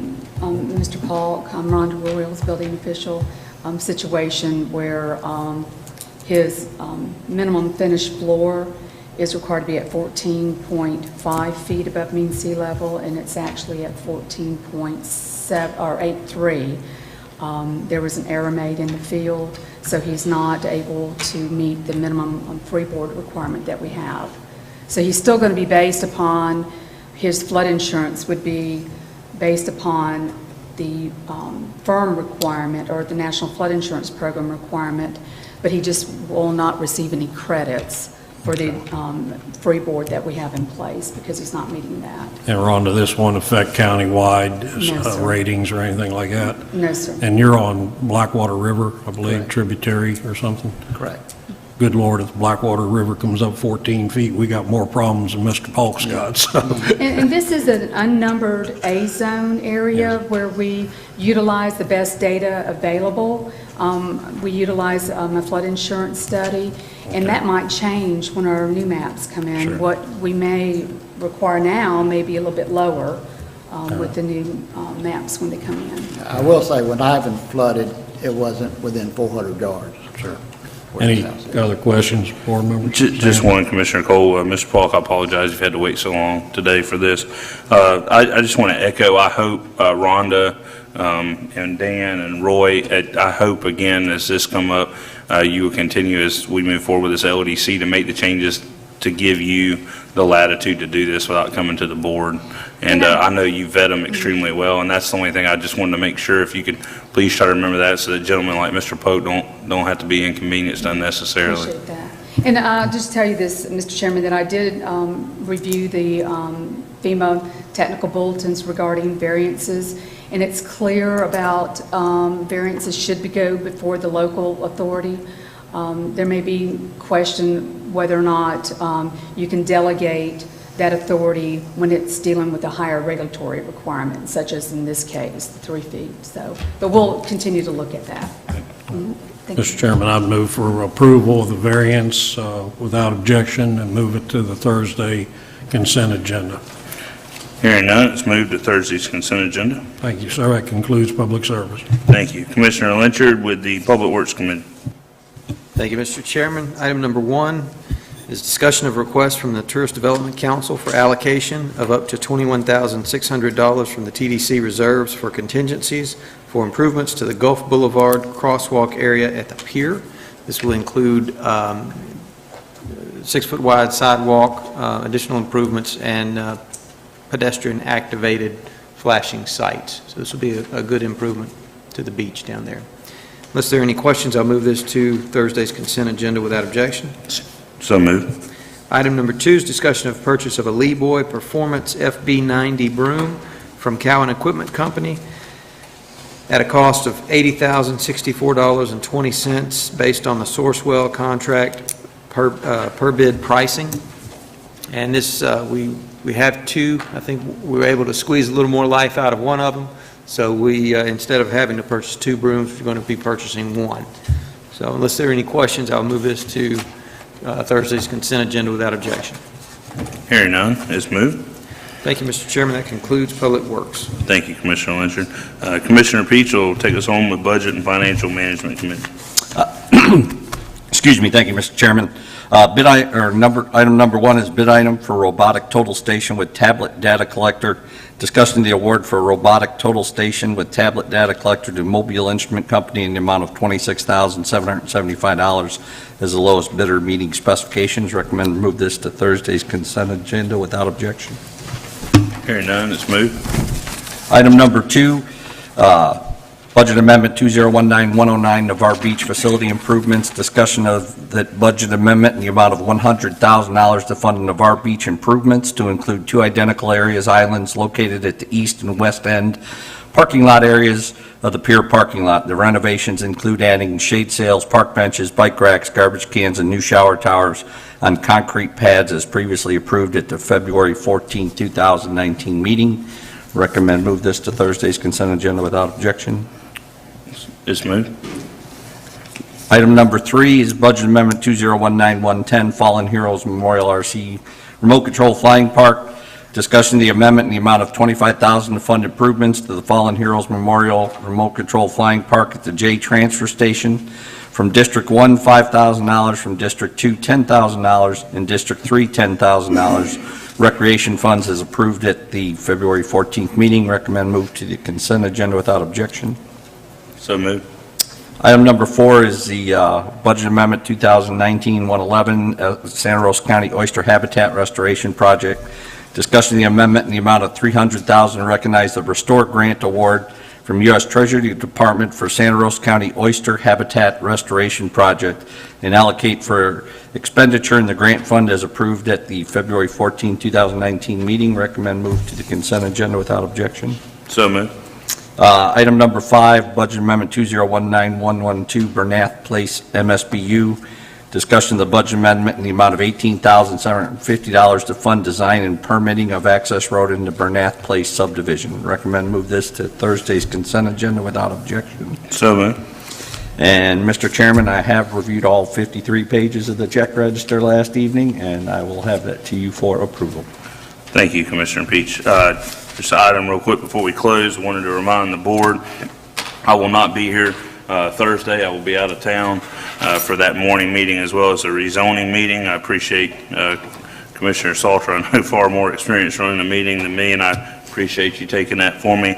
Just wanted to comment, I believe of the rezoning request that night, there are 2 items in my district. They were both, I believe, unanimously approved by the zoning board. I don't have any issues with them at this time, so I wanted to voice that to the board as well. And one other thing, just since we're all here, and I know we've got a plethora of emails, just as a statement, I don't even have to have a response, but I know we've all seen a bunch of emails over the Navarre Beach church signs, and just so you know, I have directed the pastor as well as other people just to communicate with you, the district commissioner, and if it rises to a need of board action, that I would be just standing by waiting for you. But I wanted you to know that because I know we've all received a bunch of emails on that. So if nobody else has anything, we'll call the meeting to adjournment. Thank you.